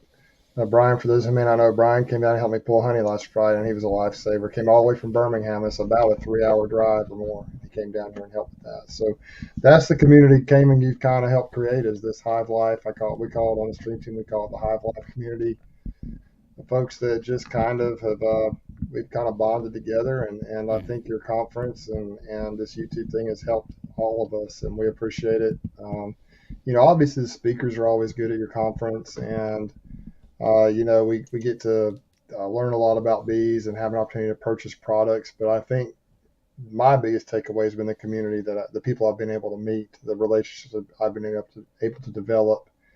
And I've learned some things at Hive Life, but I've learned probably more in communicating with people outside of the actual conference itself. So it's been really good. And that's going to I think it's about time to close it up here, but I did there's one question that several people have asked, and here it is. Oh, boy. Hive Life conference tickets. You knew it was coming probably. Do you have a tentative date when those might be available? Bruce, it's not something I can talk about a lot actually right now. Okay. I actually can't explain it to anybody right now. But okay. We do have some things in the works. Obviously, we would like to have it already by now. There's some things going on though that I can't talk about. Okay. And once those are resolved and they are getting there, I'm very confident it's going to be the best one that we've ever had. But meanwhile, unfortunately, we're all going to have to wait a little bit. That will be on YouTube and various other places. I think you mentioned the youth program earlier as well. Yeah, I was going to try to find out about that. Yeah, if you could maybe give details for folks that might want to contribute to that or might want to participate in that, if there's anything you could share with us. Yeah, so the youth program, definitely like to talk about that. We definitely plan on continuing to bring youth into the Hive Life and what we are going to do, and maybe, Bruce, if you're willing to, you could share that with anybody, young beekeeper that you know, or just on your channel, because that's, if anything that we do at Hive Life, I'd like to get a little bit of advertising. It would be the youth program. We definitely want to get young men and women involved. There was a lot of positive things that came out of the group of young men and ladies that we had, and it's been awesome to see them get involved. What we want them to do is come to our event and just go, whoa, there is something here for me. There's this is exciting. There's other young people involved as well, and so I'm not the only teenager or young adult that's into beekeeping, and I think that's really important.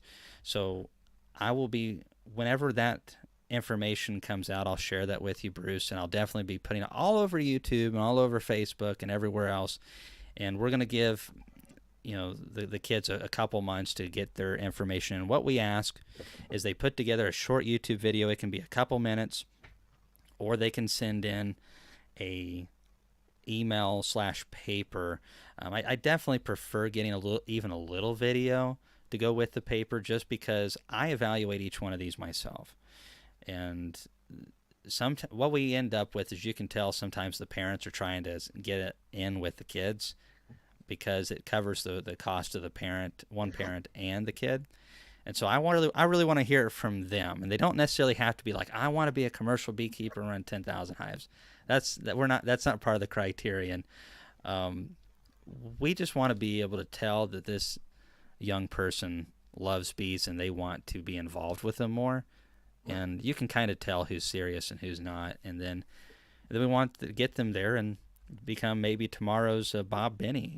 Who knows? Who knows? Absolutely, yeah. They're just gonna have to learn how to part their hair a little bit differently. Yeah. So, real quick, this one person says 20 pounds of total box weight. No, 21 pounds would be just the syrup or honey weight in the hive. So that's about 3 deep frames full of honey or sugar syrup, roughly. That's pretty accurate, though. If you have 3 deep frames full of honey, that's about 21 pounds of food for your bees. Right. So, but we'll definitely have more on that. I'm sorry I have to be so vague right now. No, it's understandable, and this actually will help maybe quell a little bit of the questions that might be out there. So I appreciate you addressing that, and I was real impressed with I didn't get, I was kind of back in the vendors area most of the time last year, but you did see the youth coming through, and you saw a lot of the kids, and got to meet Rainier and some of the others. Rainier's doing a great job with his bees up in Maine right now. He started up a YouTube channel, and he's been working at it all winter. Now that he's actually in his bees, he's doing a tremendous job, as well as some of the other kids. Grayson has been involved. I don't know if he was in that program or not, but I know he's been involved in trying to do some young, Grayson's 13 years old. He might have just turned 14. I'm not sure, but he's a young kid. And so it's really cool to see you doing this and passing on to the next generation. Hey, Aussie Beekeeping, I appreciate that super chat there. Yeah, thanks for coming on Aussie Bees, and that's one of the things that I love, maybe as much as anything, is just getting to share with people's experiences in Australia and the rest of the United States and other stuff. It's as someone who loves bees as much as I do, it's truly a blessing to be able to share beekeeping with so many people and share in their success or their frustrations, because we've all had those successful years, and we've had those years that, well, those weren't the years we'd like to have, but well, that's just part of it. As I say, it is farming in a way. It's agriculture in a way. So you're going to have good years and bad years. And I love beekeeping. You hit on this a little bit earlier, Kamon, about how one of the things I love about it is how unpredictable it is, and one of the things I hate about it is how unpredictable it is. It's kind of a two-edged sword. Yeah. It's like, it's really challenging and interesting and fun, but it's also can be very discouraging and aggravating at times. But I really appreciate you hopping on tonight, Kamon, last minute like that. And for those who, we're waiting on the stream team tonight, it's going to be on Brian's channel at Castle Hives next week.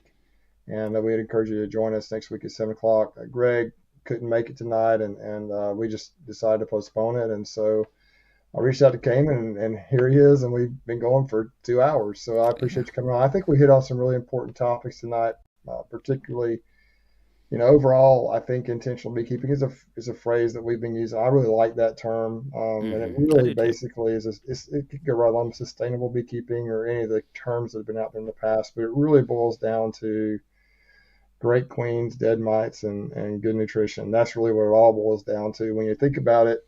And Kamon, you kind of have that 3-tiered approach, and it really, when you told me that approach probably 3 or 4 years ago, whenever it was, we talked on the phone that first time, it just kind of flipped a switch. I never thought of it in those simple terms, and now it is complicated, but that just kind of gets it in three categories and make it easier to kind of, okay, I'm going to focus on this and this and this instead of trying to focus in on everything at all times. And so I do appreciate you coming on. I appreciate everyone who's coming in tonight. Do you have any final thoughts for us, Kamon? I do have one thing. There's a question from Hell Hives, and I want to say a big thank you to Hell Hives. They've been a huge supporter of not only you and me, but also Hive Life in particular, the KID program. And they asked a question about how much dollars were raised for the KID program in 2023. So just at the conference, in the silent auction, donations, but primarily from people like Hell Hives and some of them companies donating different things they created or whatever it was. We did, I can't remember the exact number at Hive Life, but it was 17,000 something dollars. That goes, all of that 100% to the youth program. And we've had donations throughout the year as well. So I don't know where we're going to end up between now and the conference, but I imagine it's going to be somewhere between low 20s to 25. And that's phenomenally bigger than what it was last year. So I'm anxious to have a lot more of these young people, because I think it just makes sense when you have young people like Natalie and Rainier and Grayson and so many of these other young people grafting and splitting at 14 and 18 and 16, stuff I wasn't doing until my 20s. Well, that can only be good. And one of these days, you and I, Bruce, will probably be watching a video or a lecture from them, I imagine. Oh, I no doubt about it. So that's all I Awesome. had to say right there. Bruce, this was fun. Thanks for throwing It was me in real last fun. minute. Sometimes wild behavior ends up working out. It worked out great, and I appreciate everyone for being on here. Y'all take care, and we'll catch you later.